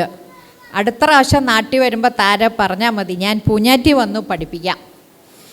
ആശാൻ ഞാൻ പറഞ്ഞു അയ്യോ ആശാ പൂഞ്ഞാറ്റിലൊന്നും വരണ്ട, ആശാൻ്റെ സൗകര്യം പറഞ്ഞാൽ ഞാൻ തിരുവനന്തപുരത്ത് വന്നു പഠിക്കാം എന്നൊക്കെ പറയുണ്ടായി. പക്ഷെ അതൊന്നും ചെയ്യാനുള്ള ഭാഗ്യം ഉണ്ടായില്ല. ആശാൻ്റെ മകൾ മായോട് ഞാൻ പറഞ്ഞു നമുക്ക് ഒരിക്കലും അത് ഒന്ന് കളിക്കണം, ആശാൻ്റെ ആ ഒരു ഇത്. ആശാൻ്റെ പേരിൽ ശിഷ്യരെല്ലാം കൂടെ ആടോപതാണ്ഡവം, ആശാനൊരു പുസ്തകം എഴുതിയിട്ടുണ്ട് ആടോപതാണ്ഡവം, ആ അവാർഡ് കൊടുക്കുന്നുണ്ട്. ആശാനെ ഇപ്പം വാസുവേട്ടനും ആശാനും എല്ലാവരും പറഞ്ഞു ആശാന് താന്ത്രിക ഇതുണ്ട്, അതേമാതിരി അറിവ്, സംസ്കൃതം, ബുക്കുകൾ എഴുതുക. കൊച്ചു പുരാണം എന്ന് പറഞ്ഞ് ബുക്ക് എഴുതി മുത്തശ്ശൻ കൊച്ചു കുഞ്ഞിട്ടിക്ക് പറഞ്ഞു കൊടുക്കുന്ന കഥകളെല്ലാം കൂടെ. അതുപോലെ നാരായണീയം ഓരോ ശ്ലോകത്തിൻ്റെ ഒപ്പം അതിൻ്റെ മലയാളത്തിലുള്ളത് ആശാൻ എഴുതിയിട്ടുണ്ട് നാരായണീയം. അങ്ങനെ മരിക്കാറായപ്പോഴും വളരെ എന്താ പറയാതെ അറിഞ്ഞൂടെ ആശാൻ അന്ന് രാത്രിയിലും അന്നും സന്ധ്യാവന്തനം എല്ലാം ചെയ്തു, രാത്രിയിൽ കഞ്ഞി കുടിച്ചു. അത് കഴിഞ്ഞപ്പോൾ ആശാൻ്റെ വിഷ്ണുവിൻ്റെ മകൻ്റെ ഭാര്യ പറഞ്ഞു ഞാൻ പാത്രം വെച്ചിട്ട് വരാം. അപ്പോൾ ആശാൻ പറഞ്ഞു ഇല്ല അതൊക്കെ പിന്നെ ആവാം, എല്ലാവരും ഇവിടെ വന്നിരിക്കാൻ എന്ന് പറഞ്ഞ് ആശാൻ എല്ലാവരെയും ചുറ്റിനും ഇരുത്തി ഗോവിന്ദ മുക്തിദേഹിന്ന് പറഞ്ഞ് അങ്ങനെ ജപിച്ചാണ് ആശാൻ്റെ മരണം ഉണ്ടായത്. അത്രയും ഒരു വലിയൊരു പുണ്യാത്മാവ്. ആശാൻ്റെ ശിഷ്യാവാനും ആശാൻ്റെ ഒപ്പം അരങ്ങത്ത് കളിക്കാനും എല്ലാം ഒരുപാട് ഈ ജന്മ സുഹൃതം തന്നെയാണ് എൻ്റെ. അത് ഇങ്ങനെ ആശാൻ്റെ ഈ അനുഭവങ്ങൾ ഇവിടെ വന്ന് നിങ്ങളുമായിട്ട് പങ്കിടാൻ ഒരു അവസരം തന്ന വാസുവേട്ടനും എല്ലാ യോഗക്ഷേമ കമ്മിറ്റി അംഗങ്ങൾക്കും ഇത് കേട്ടിരിക്കുന്ന നിങ്ങൾക്കും എല്ലാവർക്കും എൻ്റെ ഒരുപാട് സ്നേഹ നമസ്കാരം.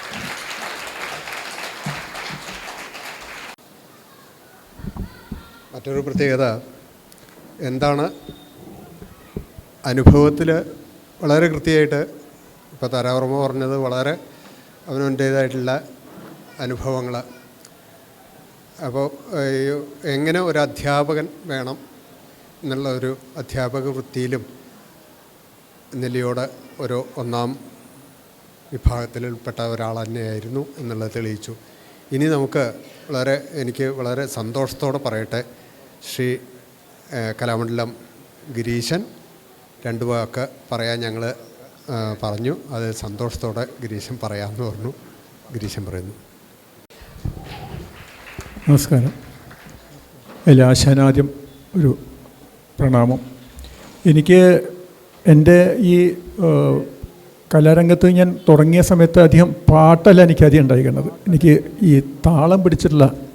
അപ്പോൾ അദ്ദേഹം എന്നെ സ്റ്റേജിൽ കാണുമ്പോൾ ഗിരീശൻ ആശാന് നല്ല ധൈര്യമാണ്, നല്ല രീതിയിൽ താളം പിടിക്കും. പിന്നെയാണ് ഞാൻ കുറച്ചൊരു പാട്ടൊക്കെ ആയി വരുന്ന സമയത്ത് പറഞ്ഞ ആശാൻ്റെ നാട്ടിൽ ഞാൻ അധികം ആശാന് കുറേ പാടിയിട്ടില്ല. ഉണ്ട് ഒരു ദുശാസൻ, അങ്ങനെ ഉള്ള ദുര്യോധനവധത്തിൽ അങ്ങനെ കുറേ പാട്ടനുഭവങ്ങളുണ്ട്. പിന്നെ ഞാൻ രസമായിട്ടുള്ളൊരു തമാശയായിട്ട് പറയട്ടെ, അദ്ദേഹത്തിൻ്റെ ഒരു ബാലി സുഗ്രീവന്മാരുണ്ടായിട്ടുണ്ട്. അദ്ദേഹം ബാലിയും പരിയാനമറ്റ ദിവാരേട്ടൻ സുഗ്രീവനായിട്ട്. അപ്പോൾ ഈ നമ്പൂരിത്തത്തിൻ്റെ കുറേ രീതികളുണ്ട് അദ്ദേഹത്തിന് തമാശയിൽ. അപ്പോൾ അദ്ദേഹത്തിന് ഈ നാവ് ഇങ്ങനെ മൂക്കിൻ്റെ അവിടെ ഇങ്ങനെ തൊടും. അതിനനുഭവം മൂക്കും സമ്പ്രദായമൊക്കെ അങ്ങനെയാണ്. അപ്പോൾ എല്ലാം കൂക്കും പലതൊക്കെ. അപ്പോൾ സുഗ്രീവൻ അതുമാതിരി ചെയ്യണം. അങ്ങനെ രണ്ടാം കൂടിയിട്ടുള്ള ഒരു ഇതാണ്, കളികളാണ്. അപ്പോൾ ഈ ഇതുകൊണ്ട് ഇങ്ങനെ അദ്ദേഹം ചെയ്യുമ്പോൾ ഈ ദിവാരേട്ടനൊന്നും അത് സമ്പ്രദായം എല്ലാം ഈ മൂക്കും പിന്നെ അപ്പോൾ എത്തില്ല. അപ്പോൾ അത് കാരണം അങ്ങനെ ആൾക്കാർ ഭയങ്കരമായിട്ട് കൈയടിച്ചിരുന്നു. അത് തമാശയായിട്ടാണ് ഉണ്ടായത്. പക്ഷേ ആശാൻ അങ്ങനെ ഓരോരോ അപ്പയ്ക്കപ്പൊക്കെ തോന്നുന്ന കാര്യങ്ങളാണ്. പിന്നെ ഞാൻ അദ്ദേഹം ഒരു ബോംബെയിൽ വന്നതിന് ശേഷം ഇവിടെ വന്നിട്ട് അദ്ദേഹത്തിൻ്റെ ഒരു ആശാരിക്ക് പാടാൻ പറ്റി, ആശാരി ഉണ്ടായി. അപ്പോൾ അതിൻ്റെ ചടങ്ങൊക്കെ കുറച്ച് പ്രത്യേകതയുണ്ട്. അപ്പോൾ ഞാനത് ഒക്കെ ധരിച്ച്, പിന്നെ പാലാട് ദിവാരേട്ടനായിരുന്നു കൂടെ ഉണ്ടായിരുന്നു, ആശാനുണ്ട്. അപ്പോൾ ഞങ്ങളങ്ങനെ ഒരു അവിടെ ഇങ്ങനെ വേഷത്തിന് പാട്ടയ്ക്ക് കുറവേ ഉണ്ടായിട്ടുള്ളൂ. അധികം അദ്ദേഹത്തിൻ്റെ ഈ താളം പിടിക്കാൻ അന്നൊക്കെ ഞാൻ ഈ ആശന്മാരുണ്ടാവും, അപ്പോൾ പിന്നെ ഇപ്പോൾ പാടാൻ ഞാൻ തരാവാറില്ല, അപ്പോൾ താളം പിടിക്കാല്ല പതിവ്. അപ്പോൾ അങ്ങനെ കുറേ ആശൻ്റെ കൂടെ അനുഭവം ഉണ്ടായിട്ടുണ്ട്. പിന്നെ ഈ അദ്ദേഹത്തിൻ്റെ നിഷ്കർഷ ട്രെയിനിലൊക്കെ വരുമ്പോഴും അദ്ദേഹം ഈ തണുപ്പത്തായാലും ആ സന്ധ്യാനം രാവിലെ 4 മണി ഒരു 3 മണിക്ക് നീട്ട് ആ ട്രെയിനിൻ്റെ ടോയ്ലറ്റിൽ പോയിട്ട് വെള്ളം ഒഴിച്ച് കുളിക്കുക അദ്ദേഹം. എന്നിട്ട് നമ്മളൊക്കെ നീക്കുമ്പോഴേക്കും അദ്ദേഹം തേവാരം കഴിഞ്ഞിരിക്കുകയുണ്ടാവും. അത്രയും അദ്ദേഹം നിഷ്കർഷമുള്ളതാണ്. ആ എവിടെ ചെന്നാലും അത് അദ്ദേഹം വിടാറില്ല. ഈ സന്ധ്യാവനം ഇപ്പോൾ താര പറഞ്ഞ കറക്റ്റാണത്. അത് സന്ധ്യാവിനൊക്കെ ഭയങ്കര നിഷ്കർഷ ഉള്ള. പിന്നെ നല്ല അറിവ് കാരണം കൊണ്ട് അദ്ദേഹത്തിൻ്റെ ആട്ടങ്ങളൊക്കെ ഇവർക്കൊക്കെ അറിയാം. നല്ല രസമുള്ള ആട്ടങ്ങൾ, അതൊന്നും മറ്റുള്ളവർക്കൊക്കെ കിട്ടാത്തൊരു ഇതാണ്. ആദ്യത്തിനെ കണ്ടു കഴിഞ്ഞാൽ ഒരു താടി വേഷക്കാരനാണോ എന്ന് തോന്നില്ലെങ്കിൽ കൂടി അദ്ദേഹം അരങ്ങത്ത് വന്നു കഴിഞ്ഞാൽ ആ ശൗര്യം ഒക്കെ ദുശാസനാണെങ്കിൽ ദുശാസനൻ, ബാലിയാണെങ്കിൽ ബാലി, അത് അവതരിപ്പിക്കാനുള്ള അതാണ് ഒരു കഥകളി നടൻ്റെ. അത്രയും വയസ്സായാലും അദ്ദേഹം ഇങ്ങനെ ഇരുന്ന് കൂന്നിട്ടായിരിക്കും അദ്ദേഹം. പക്ഷേ സ്റ്റേജിൽ വന്നു കഴിഞ്ഞാൽ നിന്ന് കഴിഞ്ഞാൽ നമ്മൾ വിചാരിക്കും, ഇദ്ദേഹം ഒരു ഇങ്ങനെ അണങ്ങറയിൽ നിന്നൊരു അദ്ദേഹമാണ് ഈ സ്റ്റേജിൽ കാണിക്കുന്നതെന്നുള്ളൊരു അനുഭവം. അത് എടുത്തു പറയേണ്ട ഒരു കാര്യമാണ്. ഇത്രയ്ക്ക് തന്നെയുള്ളൂ. ഏതെങ്കിലും ഈ കഥകളിക്ക് സമയമായതുകൊണ്ട് ഞാൻ ചുരുക്കുന്നു. നമസ്കാരം.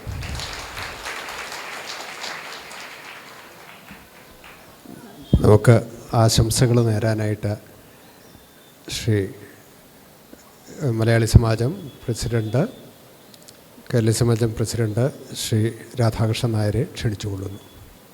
കഥകളി എന്ന കലയുടെ ഹിമാലയം കീഴടക്കിയ മഹാരഥികളായ കലാകാരന്മാരെയും യോഗക്ഷേമ സഭയുടെ ആരാധ്യരായ ഭരണാധികാരികളെയും കലാസ്വാദകരായ എൻ്റെ മുന്നിലിരിക്കുന്ന എൻ്റെ പ്രിയപ്പെട്ട സഹോദരന്മാരെ സഹോദരിമാരെ, കലയുടെ റാണി എന്ന് വിശേഷിക്കപ്പെടുന്ന കഥകളി അരങ്ങേറുന്ന ഈ സദസ്സിൽ ഇത്രയധികം ആളുകളെ കണ്ടപ്പോൾ ഞാൻ വാസ്തവത്തിൽ ഹർഷപുളകിതനാവുകയാണ്.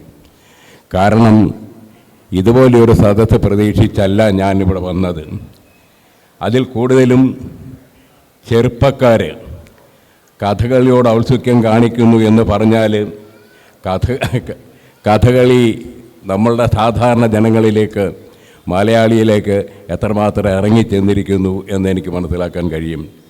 എൻ്റെ മുന്നിലിരിക്കുന്ന ഒരു തലയും എൻ്റെ തല പോലെ നരച്ചിട്ടില്ല. എല്ലാം കറുത്ത തലകളാണ്.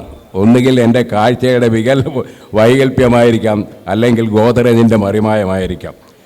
എന്താണെങ്കിലും കഥകളിയെപ്പറ്റി പറയുമ്പോൾ എനിക്ക് ചില ഗതകാല സ്മരണകൾ ഉളവാകുന്നുണ്ട്. Nostalgic feeling. ഇന്ത്യയിലെ ആദ്യത്തെ കോളേജായ കോട്ടയം CMS കോളേജിൻ്റെ സന്തതിയാണ് ഞാൻ. കോട്ടയം CMS കോളേജിൽ കഥകളി ഭ്രാന്തൻ എന്ന് പേര് കേട്ട പ്രൊഫസർ അമ്പലപ്പുഴ രാമവർമ്മ സാർ ഉണ്ടായിരുന്നു. അദ്ദേഹം ഞങ്ങളെ പഠിപ്പിച്ചിരുന്ന കാലഘട്ടത്തിൽ എല്ലാ വർഷവും ഞങ്ങളുടെ കോളേജിൽ കഥകളി നടത്താറുണ്ടായിരുന്നു. കഥകളി പഠിപ്പിക്കുമ്പോൾ രാമവർമ്മ സാറ് ക്ലാസ് റൂം ഒരു കഥകളി അരങ്ങാക്കി മാറ്റുമായിരുന്നു. നളചരിതം പഠിപ്പിച്ചുകൊണ്ടിരിക്കുമ്പോൾ നളനാൽ കാട്ടിൽ ഉപേക്ഷിക്കപ്പെട്ട ദമയന്തിയെ കണ്ടിട്ട് കാട്ടാളൻ്റെ ആത്മകഥ ഉണ്ടായി. ആകൃതി കണ്ടാലതിരംഭേയം ആരാലിവൾ തന്നധരംഭേയം. അത് രാമവർമ്മ സാറ് അതിഗംഭീരമായിട്ട് വിവരിച്ചുകൊണ്ടിരിക്കുമ്പോൾ ഞങ്ങളുടെ കൂട്ടത്തിലുള്ള ഒരു കുസൃതിക്കാരൻ ഞാനാൽ എന്ന് പറഞ്ഞു. ആകൃതി കണ്ടാൽ അതിരംഭേയം ആരാലിവൾ തന്നധരംഭേയം എന്ന് പറഞ്ഞപ്പം ഞാനാൾ എന്ന് പറഞ്ഞു. ഒരിക്കലും ശോഭിച്ച് കണ്ടിട്ടില്ലാത്ത രാമവർമ്മ സാറിൻ്റെ രൗദ്രഭാവം അന്ന് കാണാനിടയായി. അതുപോലെ തന്നെ കോട്ടയത്ത് കളിയിറങ്ങുന്നൊരു ഒരു കഥകളി സംഘമുണ്ടായിരുന്നു.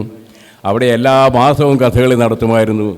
കഥകളിയിലെ മഹാരഥികളായ അന്നത്തെ കാലഘട്ടത്തിലെ കലാമണ്ഡലം കൃഷ്ണൻ നായർ, രാമൻകുട്ടിയാശാൻ, കുടമാളൂർ കരുണാകരൻ നായർ, ചമ്പക്കുളം പാച്ചുപിള്ള, ഇങ്ങനെയുള്ളവരുടെയൊക്കെ കഥകളി കാണുവാനുള്ള ഭാഗ്യം എനിക്കുണ്ടായിട്ടുണ്ട്. രാമൻകുട്ടി ആശാൻ്റെ പരശുരാമൻ അക്കാലത്ത് വളരെ പ്രസിദ്ധമായിരുന്നു. അദ്ദേഹം കലാശം ചവിട്ടുന്നത് വളരെയധികം ഊർജമുള്ളതായിരുന്നു. സീതാ സ്വയംവരത്തിൽ ഞാനല്ലാതൊരു രാമനുണ്ടോ ഭൂവിയിൽ എന്ന് പറഞ്ഞ് സീതയെയും ശ്രീരാമയെയും തടഞ്ഞു നിർത്തുന്ന പരശുരാമൻ്റെ രൗദ്രഭാവം അതെനിക്ക് തോന്നുന്നു രാമൻകുട്ടി ആശാന് ശേഷമോ അതിന് മുന്നിലോ ഇത്ര ഭംഗിയായിട്ട് കഥകളി അരങ്ങിൽ അവതരിപ്പിക്കപ്പെട്ടിട്ടുണ്ടോ എന്നെനിക്ക് സംശയമുണ്ട്. അദ്ദേഹം കലാശം ചവിട്ടി കാലെടുത്ത് സ്റ്റൂളിലേക്ക് വെച്ചാൽ ആ സ്റ്റൂൾ ഒടിയുമായിരുന്നു. അത്ര പവർ ജനറേറ്റഡായിരുന്നു അദ്ദേഹത്തിൻ്റെ കളി. അങ്ങനെ ഒരുപാട് കാര്യങ്ങൾ പറയാനുണ്ട്. പക്ഷേ ഈ വേദി അറിഞ്ഞ് വേണം നമ്മൾ പ്രസംഗിക്കാൻ എന്നൊരു വാക്യമുണ്ട്. ഞാനിവിടെ കൂടുതൽ പ്രസംഗിച്ചാൽ അരയനങ്ങളുടെ സദസ്സിൽ ഒരു കാക്ക കയറിയിരുന്നാൽ എങ്ങനെ ഉണ്ടാവും, ആ ഒരു പ്രതീതിയേ ഉണ്ടാവുകയുള്ളൂ. അതുകൊണ്ട് ഞാൻ അധികം നീട്ടുന്നില്ല.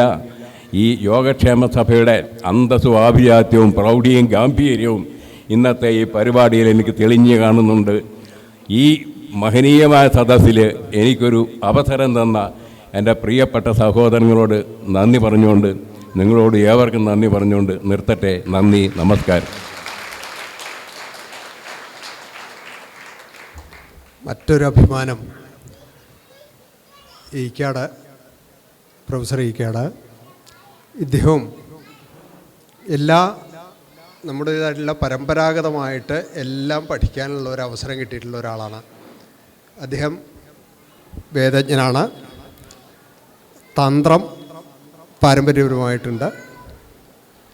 അത് കഴിഞ്ഞ്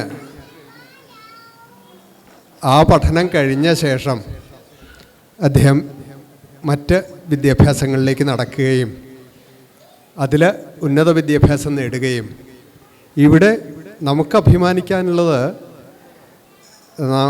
ഞങ്ങളൊക്കെ വരുമ്പോൾ ഇദ്ദേഹം അധ്യാപകനായിട്ട്, പ്രൊഫസറായിട്ട് ഉല്ലാസറിൽ വർക്ക് ചെയ്യുകയാണ്.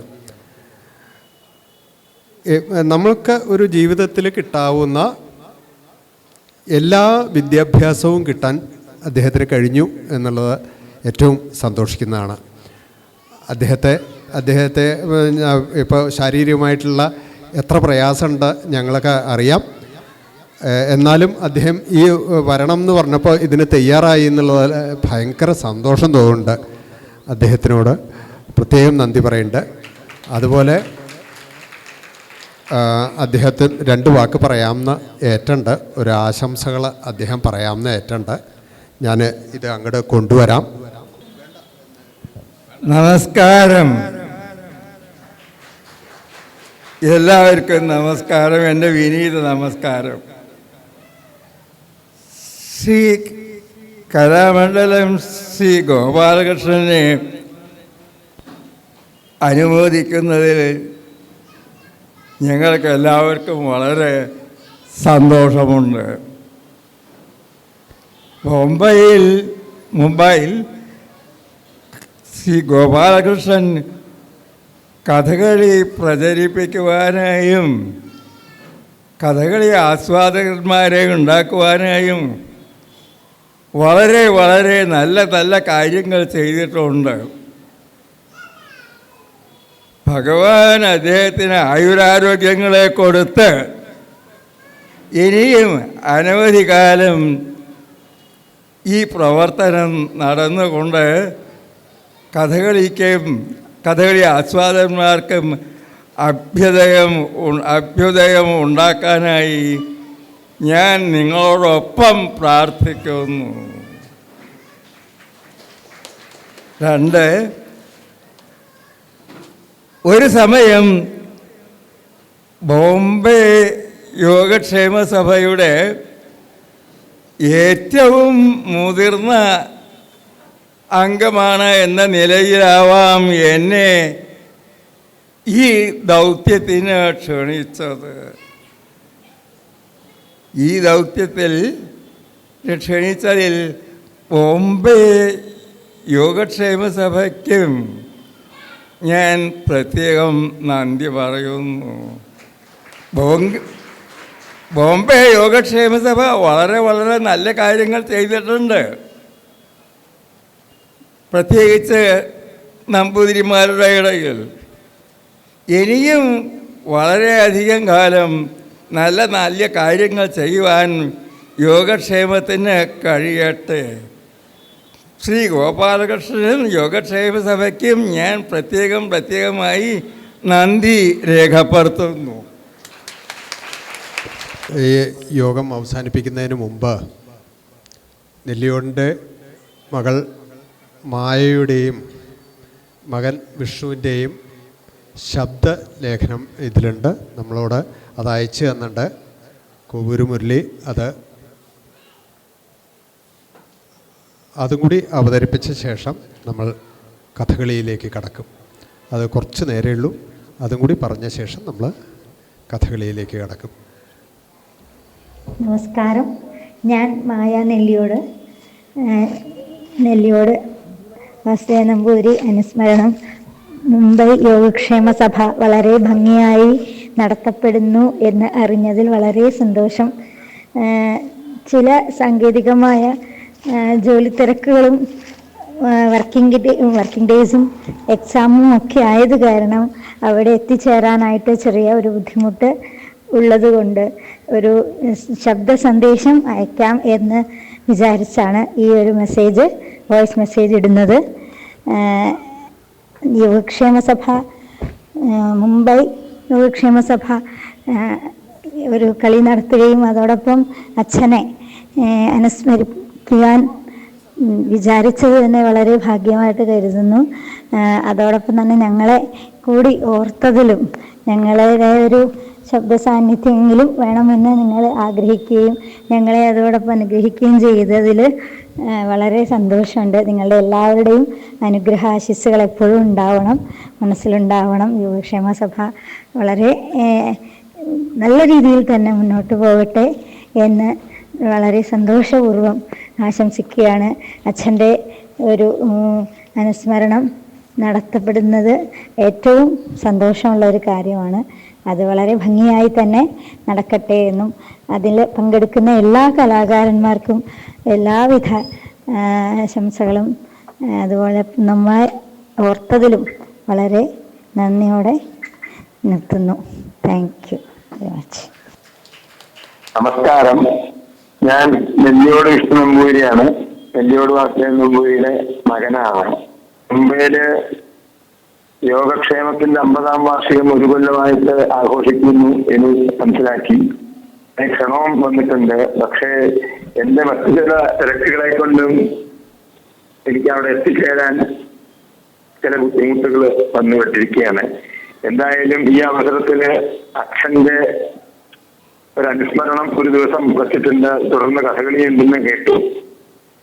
പ്രത്യേകം ക്ഷണിച്ചിട്ടുണ്ട്. പക്ഷെ എന്താ ചെയ്യാന്ന് വെച്ചാൽ ഒരു കാരണവശാലും നിവൃത്തിയില്ലാതെ ഒരു മുഹൂർത്തം അനുസരിച്ചുള്ള പ്രതിഷ്ഠയാണ്. അപ്പൊ അതുകൊണ്ടാണ് എത്തിച്ചേരാൻ പറ്റാത്തത്. എന്തായാലും ഇങ്ങനെയുള്ള ഒരു സന്ദർഭത്തില് അച്ഛനെ അനുസ്മരിക്കുക എന്ന് കേട്ടപ്പോൾ തന്നെ വളരെ സന്തോഷം. അതിലൂടെ എല്ലാവരും നമ്മളെ അനുഗ്രഹിക്കും എന്നുള്ളൊരു പ്രാർത്ഥനയും കൂടി ഉണ്ട്. എല്ലാവർക്കും ആ അനുസ്മരണം വളരെ ഭംഗിയായിട്ട് നടക്കട്ടെ. അതേപോലെ യോഗക്ഷേമം എന്നുള്ളത് കേൾക്കുമ്പോൾ തന്നെ സന്തോഷമുണ്ട്. എല്ലാവരുടെയും അനുഗ്രഹത്തിന് വേണ്ടി പ്രാർത്ഥിക്കുന്നു.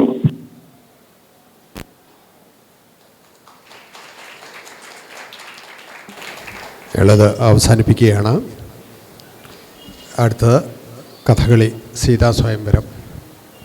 കഥകളിക്കായിട്ടുള്ള അരങ്ങ് തയ്യാറാവുകയാണ്.